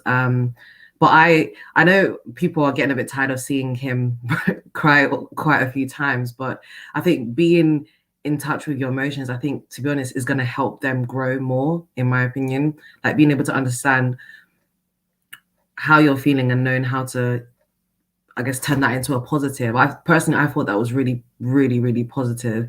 However, I do feel like with the emotions, I think it is almost a double-edged sword slightly, because it can become slightly emotionally abusive if you continue to allow, for example, your insecurities to dictate how the relationship goes. When he was talking about his dad, his dad provided financially, but his dad was never there emotionally. And I think for him, he's trying his best not to, I guess, repeat that generational curse. He wants to be that upstanding father and, the perfect husband. However, you have to pick your battles and you have to target one issue at a time. Currently, he's financially unstable, and he knows that he's in a career where periodically he's going to have ups and lows. Now, although he may not, have the most money, but what is he actually doing to fill in those gaps? And I think LaRonda mentioned something about, I don't really mind about, him not being financially stable. He can help out in other ways. Babe, don't deceive yourself. I think at the end of the day, give it a few years down the line and she's going to start to grow in resentment towards him. And I think with women, it's like, in the beginning, we like to be superwomen. We want to be, I'm going to carry the whole world on my back. But she's going to get tired of having to pacify him emotionally and then also having to take on the responsibility of financial stability. You can't do both. They have to work together to make that work. And I think one thing that Brittany said that I really did like is, like, why not get another hustle? There are so many other careers or jobs you could be doing. I know people who work a corporate office job 9 to 5, and then on the weekend they do part-time work. you know, even retail on the weekend, for example. And there's no shame in your game as long as you have that financial stability. It doesn't matter what your income is. Do you understand what I mean? And I think he's relying on that. Oh, I'm not financially stable because I don't want to get married. But then what steps is he actually taking to become financially stable to then push it towards marriage? And another thing with Lorinda, I just feel like she's holding her feelings back. And I think one thing that I think Kojo mentioned when she was talking about the wine, he's quite assertive. Deep down, every woman wants a man who can lead, you know, regardless of whatever that may look like, but make them feel safe. And in this situation, it's like Lorinda's like the man and he's like the woman. It's like she's trying to make him feel safe. And I'm like, the roles are almost slightly reversed. And I thought, to be honest, I really do feel like they could work, but I feel like instead of focusing on what your emotional issues are, like take the steps to actually work on repairing that and fixing that. And I think that it can be done with counseling because they both seem open, but I think they need to be more honest about their feelings. Otherwise, she's going to grow to resent him. And yeah, she just doesn't want to become, you know, the stereotypical, you know, mammy who takes on all the financial responsibility while, you know, the guy is, you know, just there chilling. You know, that's just how I perceive it, to be honest.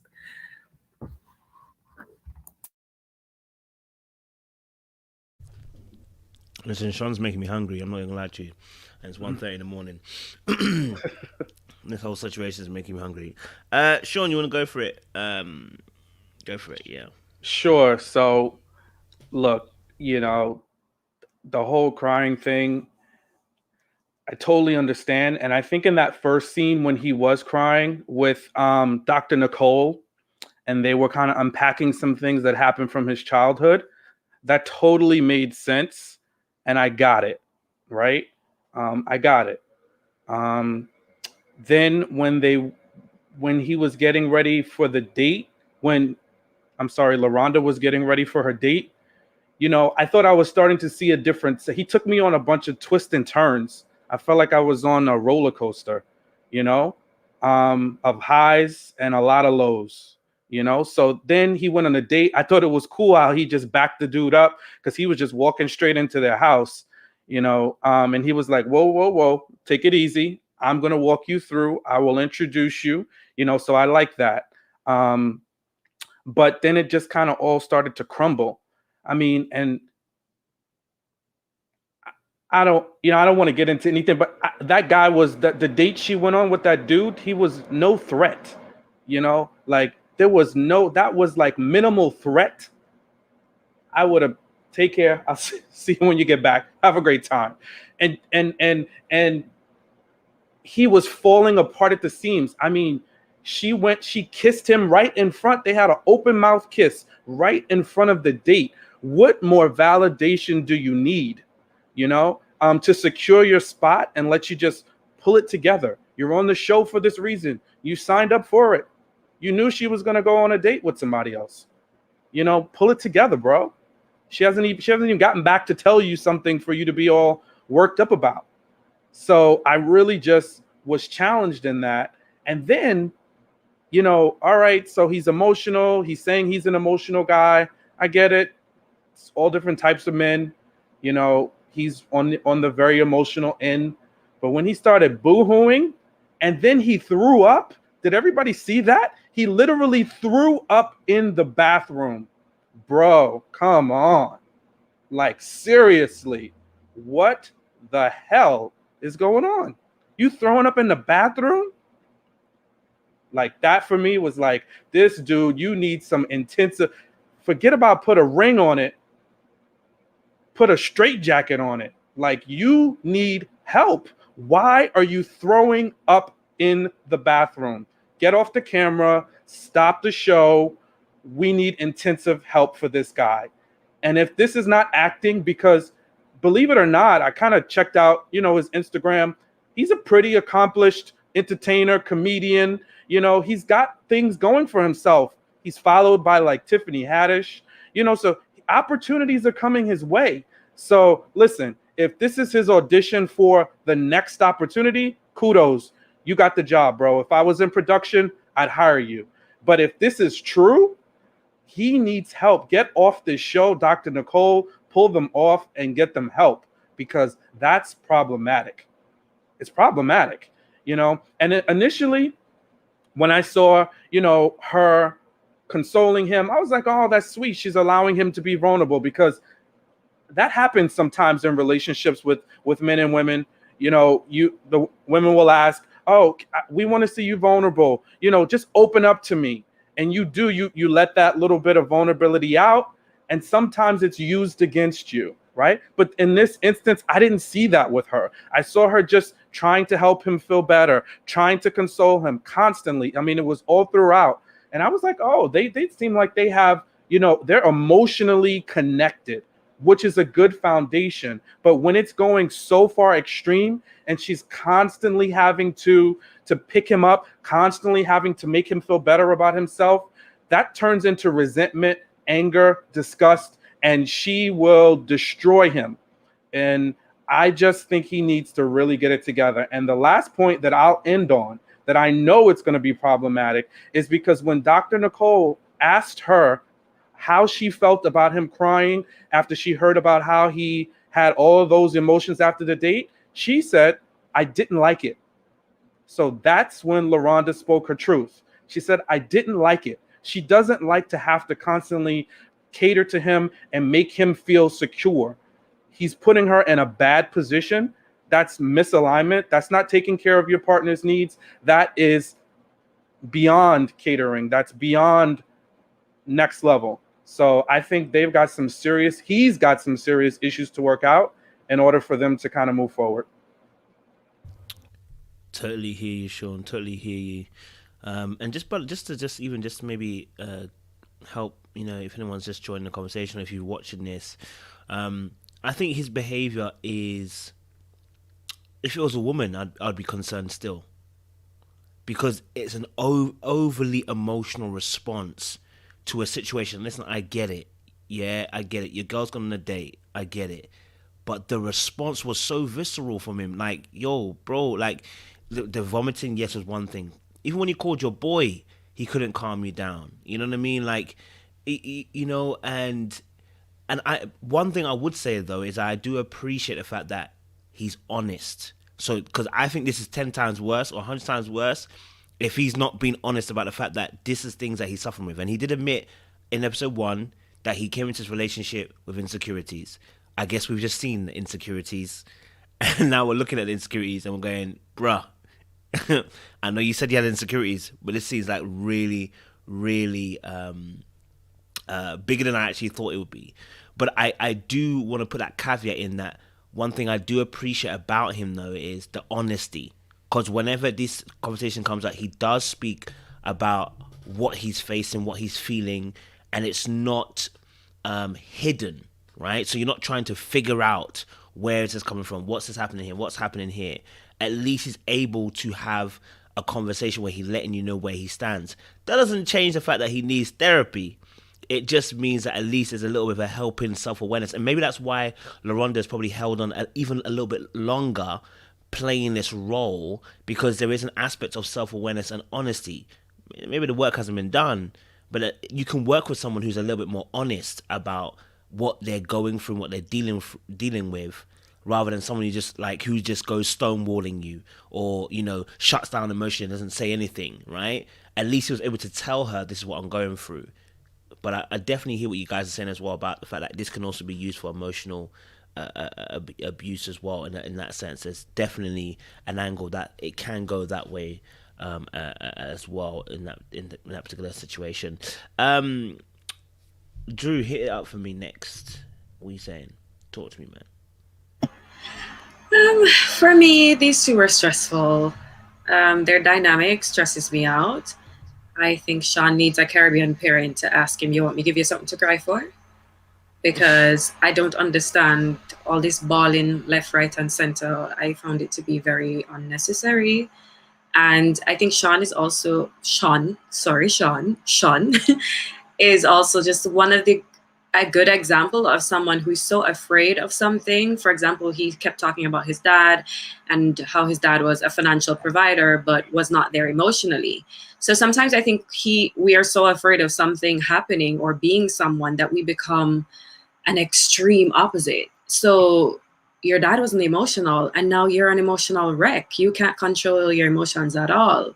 Like Shon said, he was falling apart at the seams. And for me, he put that out into like a physical action. So the push-ups, the sit-ups, the pacing up and down, the not being able to eat, the vomiting, it was just all too much. I wish that he would have just sat down and kind of see the situation for what it was. I think he allowed his mind to just run rampant and just, I don't know what he thought was going to happen if people were just going to start dropping clothes on the date and get going at it. But I don't understand what the freak out was about. Even if she really liked him and they went on the same date, what would have happened really? She didn't kiss him or anything. Like Shon said, she also kissed Shon right in front of the date. And that to me was her trying to validate him, to let him know, like, you don't have anything to worry about. Now, on the other hand, with LaRonda, as a woman, I don't like to generalize, but I feel like from a woman's standpoint, there's only so much we're going to put up with. If we're not getting financial stability from you, then at least we would like for you to be, I guess, for lack of a better term, the man in the situation, in terms of you are strong, we see you as a leader, and a certain level of security. So my question really is, if she's the prominent financial provider and if she is the emotional backbone, what is LaRonda getting out of this relationship? Because for me, Shon is a nice person. He seems to be, but he's draining. If I have to be everything and everyone to you, what are you to me?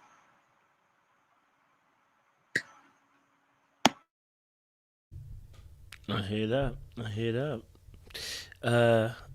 Courtney, talk to me, man. What's going on with there, man? Shon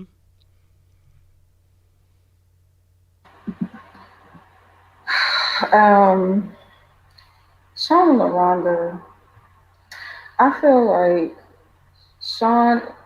LaRonda is very touchy-feely and affirming, just like the mother-son relationship y'all was talking about. When he leaned over and she kissed him on the forehead, I was thinking, what is going on here?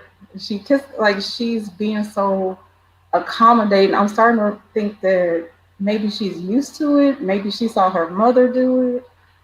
I'm not too sure if she grew up in that environment or not, to where she's just numb and used to it. And with Shon, I'm wondering if being a provider is equal in not being present in a relationship. Does he equate his dad being a provider and working all the time and not being there emotionally for his family? Does he want to be a provider, or does he just want to be financially stable? Because if he has a family, I'm sure he probably wants to be the one at home with the kids, trying to raise them, and LaRonda's out making money and being the financial provider, being the emotional support. And maybe he can try to be the emotional support, but he has to fix himself first. And when LaRonda had her date and he came to the door and let him in, and the guy was walking in front of him, I guess he must have said, no, I'm leaving my household, so let me walk in front of you and let me introduce you to her. And he was fine talking to him. As long, like, I feel like if the date was at their house, he would have been okay, because he could see everything. He wouldn't have to emotionally break down on the inside. He doesn't show it as much, but in his internal body, making himself sick. He doing push-ups, he doing pull-ups, and showing that half-eaten peanut butter jelly sandwich he couldn't eat, and then he must have threw up the rest of whatever he ate from that sandwich. So he has a lot of work to do, and LaRonda she's enabling everything that's going on. So I agree with everybody else's thoughts on that too. So thank you very much, Nicole. Appreciate it. Courtney, what was your thoughts?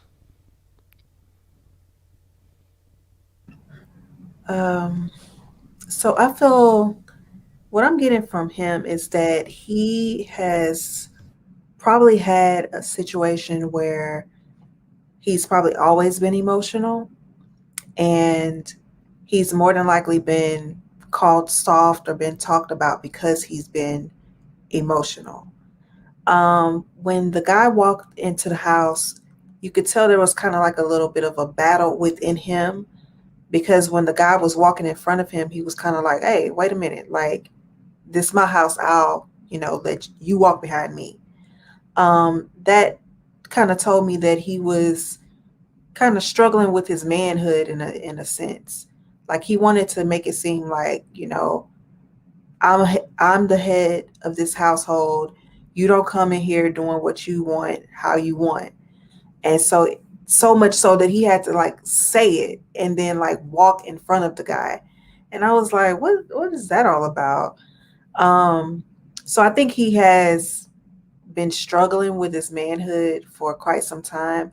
I also had seen on his Instagram page that he's in a fraternity, and within the fraternity, of course, you can make the decision to be branded.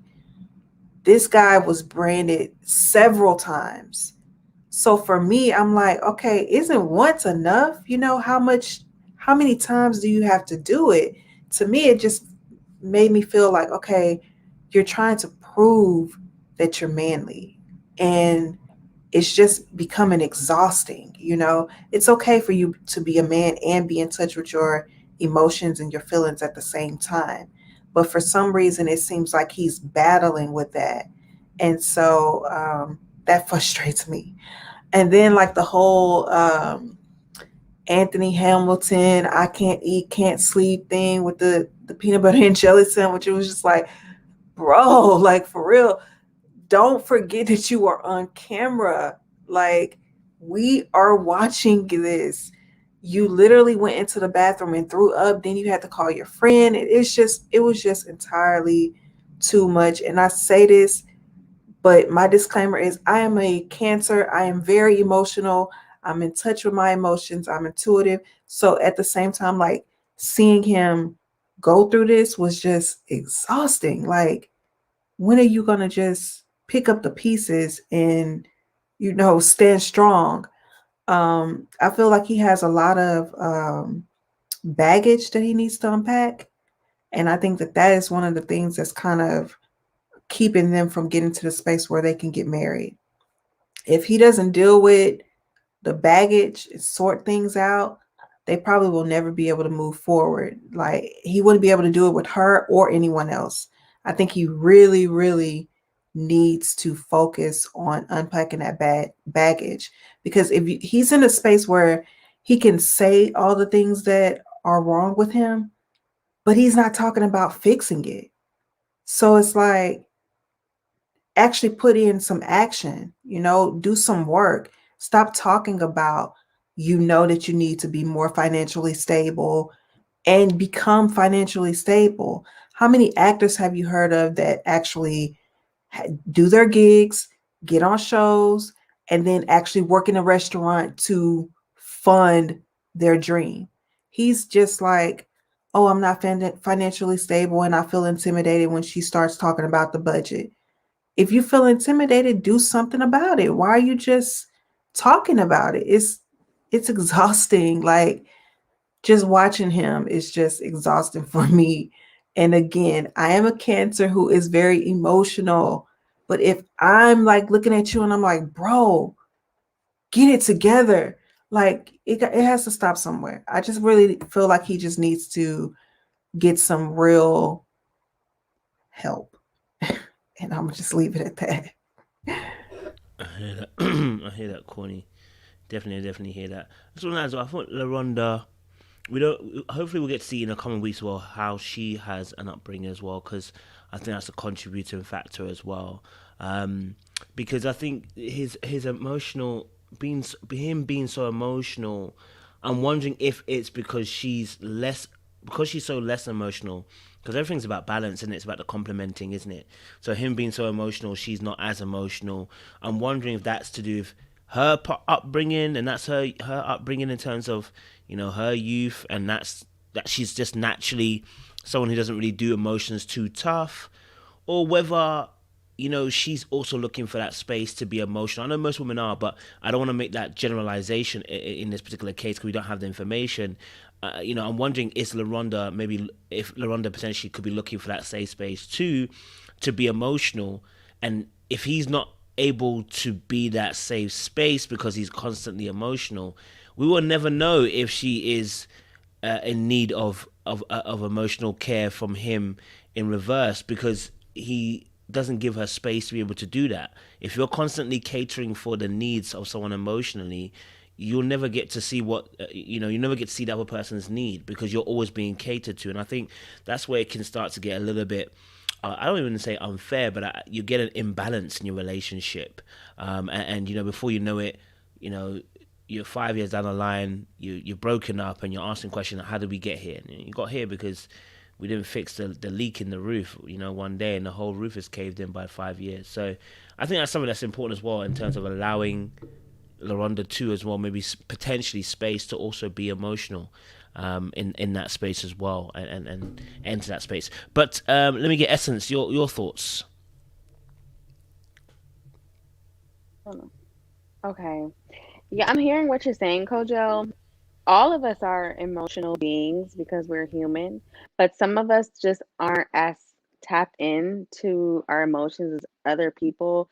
You meet people who they can be faced with, you know, the most toughest situations and they just don't cry. Some people just aren't those type of people. And that's what I'm getting from LaRonda. I just don't feel that she is that much of an emotional person.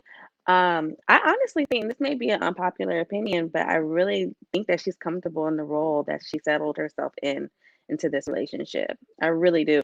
Um, when they first introduced them to us, and I think it was Shon who said it's like a very motherly role that she's in with him, and it's almost like she sons him. When they first introduced them to us, she even said like they were telling us how they met, and she said they met and they went to go play games for their first date. And he lost every game, the way that she said it. And then when she went on her date on this episode, and they were throwing grapes at each other, and she was telling everybody about the date, she's like, and he sung a song, y'all. Like, just the way she tries to make the men, like, she's comfortable with that. I really think that she just likes feeling, it's not that she likes feeling dominant, and it's not that she's an alpha, but some women, and some of us do this, we enjoy taking care of men. We like to be in that role. And I just think that that's who LaRonda is to her core. Sean's reaction to the date, obviously, it was a very alarming, visceral situation going on. And I think that everybody touched on that pretty well. I just think that he has a distorted perception of his reality. When they walked away, as Sean said, when he came in to the date, when he came in, he was a normal guy. It was nothing that was intimidating about him. He was a normal guy. He came with energy, peace, and blessings, and nothing intimidating about that at all. We all saw that, right? Now, in Sean's perspective, they were holding hands and they skipped away to the sunset. His perception is just distorted, and that's why he had that very visceral feeling that we saw. And I just think that production is so messy. The way that they zoomed in on that peanut butter and jelly sandwich was so messy. That peanut butter and jelly sandwich needed its own confessional interview to tell us what was going on in that moment, because that was messy. Okay, that was messy. But yeah, I just feel like he needs to, and I'm talking about Sean here. Sean needs to learn how to express his emotions. It's okay to cry. I'm not shaming him for that. It's okay to cry, but he definitely just has a long spectrum of how he expresses his emotions. So when LaRonda was going on a date, he said something like, "I need to put on this fake energy." Something that he said, like, "I need to put on this fake energy." That didn't work. As soon as they left, as we saw, it just was a roller coaster. And then also at the end, when he was talking about he was talking about his father, and he was in the room full of everybody. He was trying to hold in his tears so hard. And I don't think that it's fake. I think this is how he genuinely feels. He was holding in his tears so hard that there was a vein about to burst in his head. So much so where Dr. Nicole had to say, it's okay, let it out.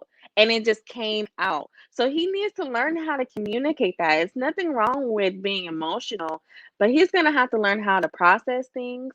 He's going to have to definitely be into some therapy. And something else that he said was, this was a very bad idea when he was talking about participating in this experiment. He said, this was a very bad idea. And yes, Shon, this was a very bad idea because you are not in an emotional state to participate in this form of an experiment. It's a very bad idea. So I think that he should continue his therapy. I think that I would like to see him in some one-on-one therapy. And after the show, he also should continue as well because he's dealing with some form of trauma. He really is. He's gravitating toward feminine energy. He's operating within a feminine energy, and yeah, that's gonna need some therapy. Totally hear you on that, and I actually do agree. I like I said, I actually do like them. I just need him to fix up because this is not sustainable. I know we're saying that she likes the role, but it's not sustainable. Because the amount of energy he's drawing from her is not sustainable. Even if this was a woman doing this, it's not sustainable. I cannot consistently coddle you emotionally like a child because you're a grown-ass adult. So and that's why I said I love your point, Essence. If he doesn't get that therapy, she's going to be run into the ground. That she's a human being. She's not a robot. She hasn't got unlimited energy. So, at what point when she's feeling weak is she going to be able to now rest upon him? She can't. He's unstable. And I think this goes back to the conversation we had last week about this necessity, especially as men, right? That we self-regulate when it comes to your emotions. It's not a problem having emotions, but how it spills itself out, how you manifest it, how you show it is so important. Because now we've got a whole situation where, brother, listen, let me tell you why I laughed when I saw the whole scene. Me and my brother have this running joke, yeah, because when he was the young, and this was so young, he was probably like 9 or 8. A girl broke his heart, and he vomited. And I rinse him about it all the time, right? We have this joke about it, running joke about it all the time. But bro, remember when the cornflakes came out your mouth, bro? And I have a joke about it. But he was like 9. So if you are now a grown man and you are vomiting from your girl, not even breaking your heart, going on a date, that is a severity of the emotional indiscipline that we have at this moment, and I say that in a way of you're not able to control what you're feeling to a point where now you are going to the bathroom and your the cameraman had to zoom on a peanut butter and jelly. He had to show you the depth of what is happening here. He couldn't finish his peanut butter and jelly. You know what I'm saying? That's probably his favorite sandwich. He couldn't even finish it off. He's in that state, and I think I'm harder on him because we're trying to reverse this narrative of women taking care of men, right? We're trying to reverse that narrative. We're not trying to say men shouldn't be emotional, but we want to reverse it, not in a Kevin Samuels way, but in a healthy way, that men have to be able, in most cases, to be the container so that women can also fill their space and be able to be emotional, and also that creates a space for you to be emotional in a certain way. But when you're not able to regulate that, and you're doing what we're seeing him do, there is no problem with you crying. Your dad did what he did. A lot of us men have gone through trauma, and I'm sure if we start talking about some of our traumas, there'll be a lot of tears coming out, right? But some of the stuff that's coming, some of the things that's coming from him, we're almost going to ask LaRonda to become the therapist in this relationship, to become the person who's going to feed him emotionally. And that is where we're getting into dangerous territory with any relationship. Even if it was a woman, I would be concerned, right? Because I think we kind of said it this way. It leads into emotional abuse, where people get tired, people say stuff, people do stuff in those moments, and I think it just becomes a lot. And I think this is a learning curve for a lot of us men. I'm talking to the men specifically. If you're seeing this is why we need to deal with our stuff now, and not wait to get into a relationship and wait for the woman to be an incubator for you to birth your destiny in her and get well.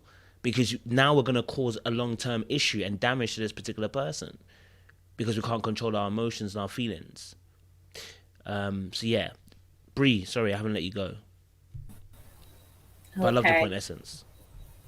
Okay, so before I start, I just come with peace and blessings. Just before I say, so shout out to LaRonda's date for that. I was so irritated watching their scene, and I really had to get out of my flesh and repent, because I was like, okay, Lord, let me see it for what it is. You know, I agree with everyone saying that Shon really likes to be coddled. And he does have like a lot of emotional issues, and I totally get that. I'm not bashing him or anything, and I do appreciate him being emotional. However, I do think he wants attention. I do believe the crying and stuff, yeah, he feels that way, but I also believe that he wants attention from it. And I do believe at some point in time, it's going to really turn LaRonda off. And another thing, even when he had a phone conversation with his friend, even his friend to me was kind of looking at him like, I mean, she's just on a date. You guys did sign up for this. Like, you know, you just need to chill. It was too much. So I was just getting so irritated with him with that. And I also think the reason why he was acting so dramatic over it, because he knows if she meets a guy that will really step up to the plate, you know, not only can provide financially and emotionally, but really is there, like a man is to protect his woman, that she'll leave him. And I think that's always going to be in the back of his mind, that she can find someone better. So I like them together. I do think he's a good guy. I just think he really does need to mature, and she needs to stop enabling him. And she also does need to say what she really feels, because I do think she wanted to go on a second date with that guy. She did seem to have a good time with him. I don't think it was necessarily like so much chemistry on a romantic level, but I do think she kind of wanted to go on a second date, but she was afraid of how he would react if she was to do so. So that's my thoughts on Shon and LaRonda. Thank you very much, Bree. Brittany, you wanted to say something? Go for it. Yeah, just a couple of points really quickly. So first, earlier I mentioned that Shon needs to pivot. When I was saying that, I wasn't saying he needs to leave his career of acting and being a comedian. I'm saying when I say pivot, use your resources, find other ways to change what you're doing, because clearly what he's doing now is not working if it's not bringing in the money he wants financially so that he can leave. The next thing is, I forgot who made the point about the branding. I think it was Courtney. That was a great observation, because usually people not gonna like me after I say this, but it's fine. People who join sororities and fraternities and groups, and this is not for everybody, because everyone doesn't join for these reasons, but some do, is that they want acceptance. They want that they get it outwardly. They're going to get it all the time because you're a part of something that's popular, right? But you can't give it to yourself. And that is a problem if you cannot accept yourself by yourself. I don't think Shon can be on his own. That's a big issue, because what if one day, not even what if, because I feel like if he doesn't get it together, LaRonda is going to leave him. I know I would, because I was exhausted. I've been exhausted from him from like the last episode. I can't, it's just too much. After that roller coaster he had us on, it was too much and it was uncalled for. Like, there's a way to handle your emotions, right? And I'm not saying that it's a bad thing that he's doing it, but clearly it's a cry for help. And I do think this is the best thing that has happened to him. It's bad and good. But the good side of it is that hopefully he will look back and watch this and see his actions and understand that he does need, to get some help, to gain some clarity on how to deal with his emotions and his trauma. The other thing is, LaRonda, I feel like, even though we don't know who she was before them being in a relationship, I feel like there's a possibility that she was emotional, but he doesn't give her room to be that. He doesn't give her the choice to do that. Like just when she was when they were talking to Dr. Nicole, her to not go on that second date, you can kind of feel how Shon was feeling, and I'm sure she felt it the same way. And because she wants to cater to him emotionally and doesn't want to see him upset, she's going to give him what he wants. And so that's taken from LaRonda being able to be herself. And that's unfortunate. Like I said earlier, she doesn't know how to put herself first anymore. It looks like every decision she makes is based on how he's going to feel emotionally. Now, what if she does decide to leave him one day? It can be very bad if he's still in the same emotional state. I'm not saying he's gonna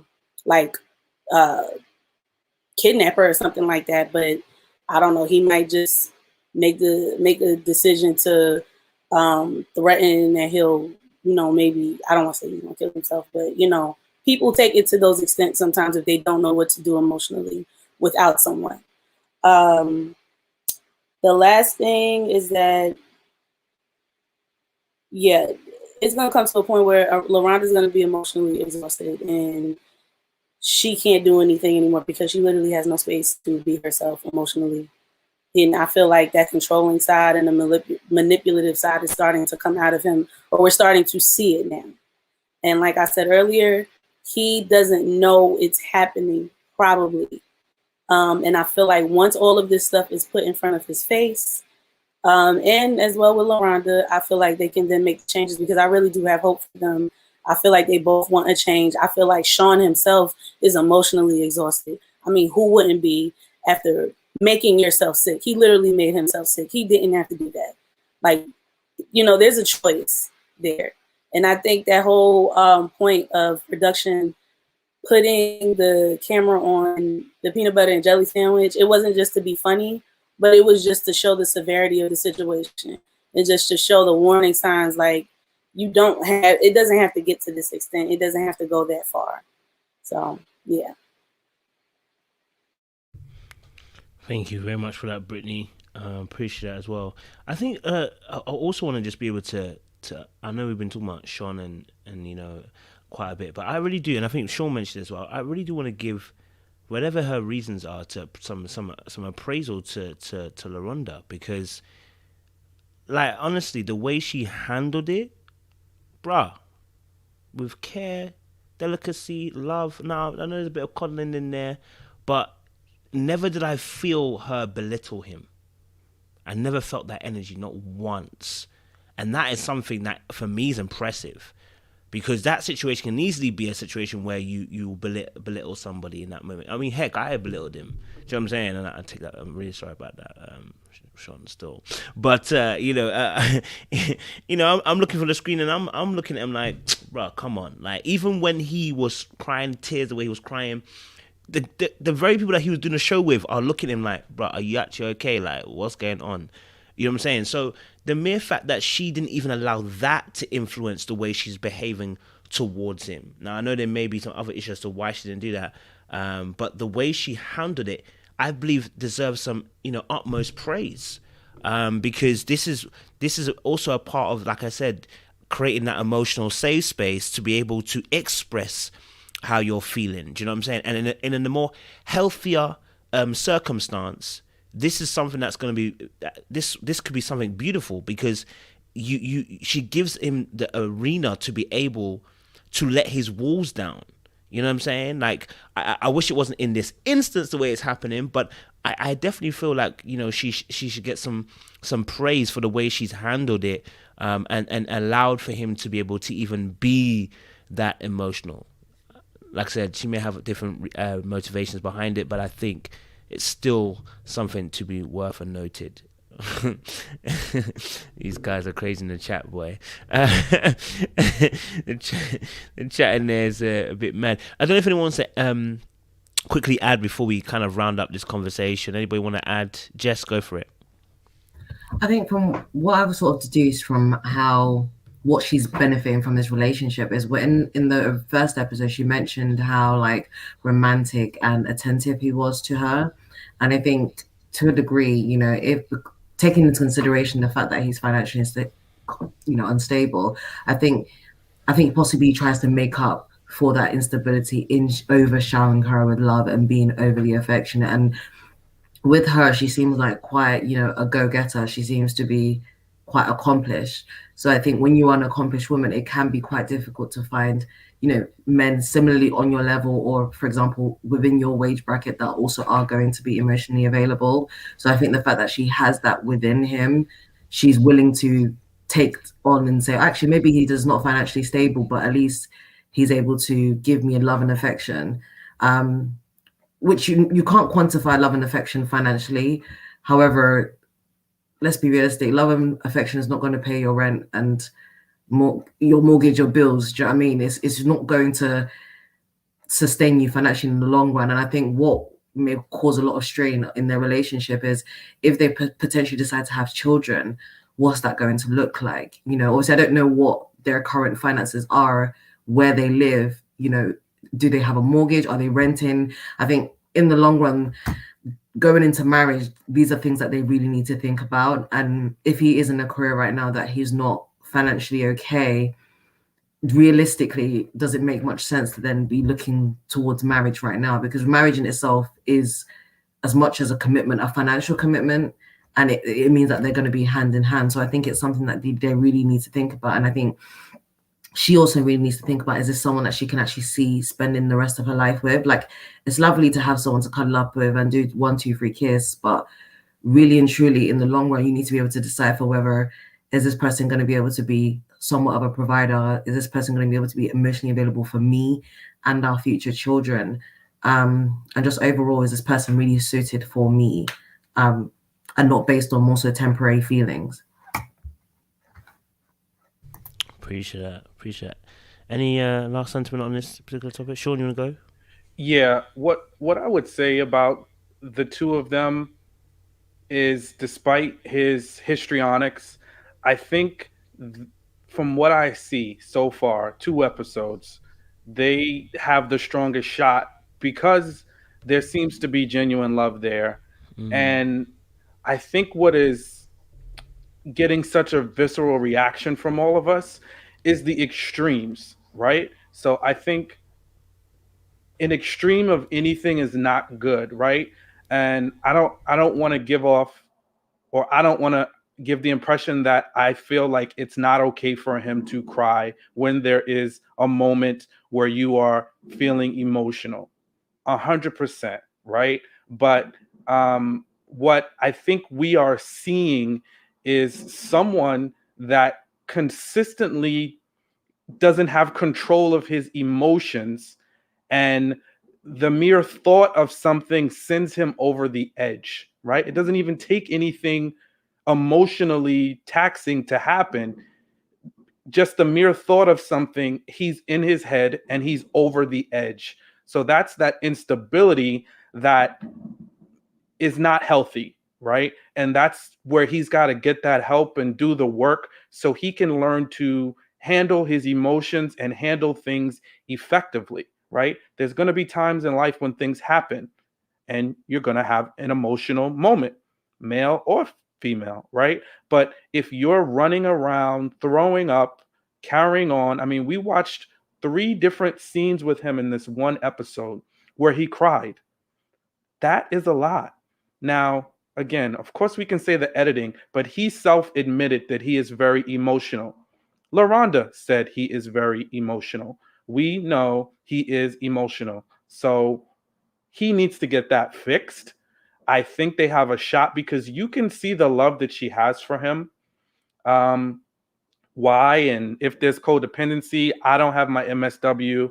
I'm not a licensed clinician, so I don't know what the terms would be, but it's just alarming because of the extremes, I think. And that's what's, we got to look at that. And we see anybody that's extreme, or if somebody's extremely angry, right? If every time they react, it's in anger, that's problematic. Or if they just shut down and close the door, you can't even have a simple conversation with someone about something small, that's problematic. So what we're seeing in him is this extreme outburst of emotions that he needs to get a hold of and figure out what it's about, because right now it's not adding up. Lastly, he's talking about his dad not being in the house but being a provider. But bro, that's not you. You're in the house. You're probably in the house too much, right? So what are you talking about? Like, what is the real issue? Is this a smokescreen for something else? Like, what's the problem? What's your issue? How can you be helped? Get this together so you can function just as yourself. Forget about it as a husband. So just so you can function and deal with things that life is going to throw your way. I'll end it there. Appreciate. I'm gonna get one more person, and then we'll round up. One more person just wants to add to that particular conversation.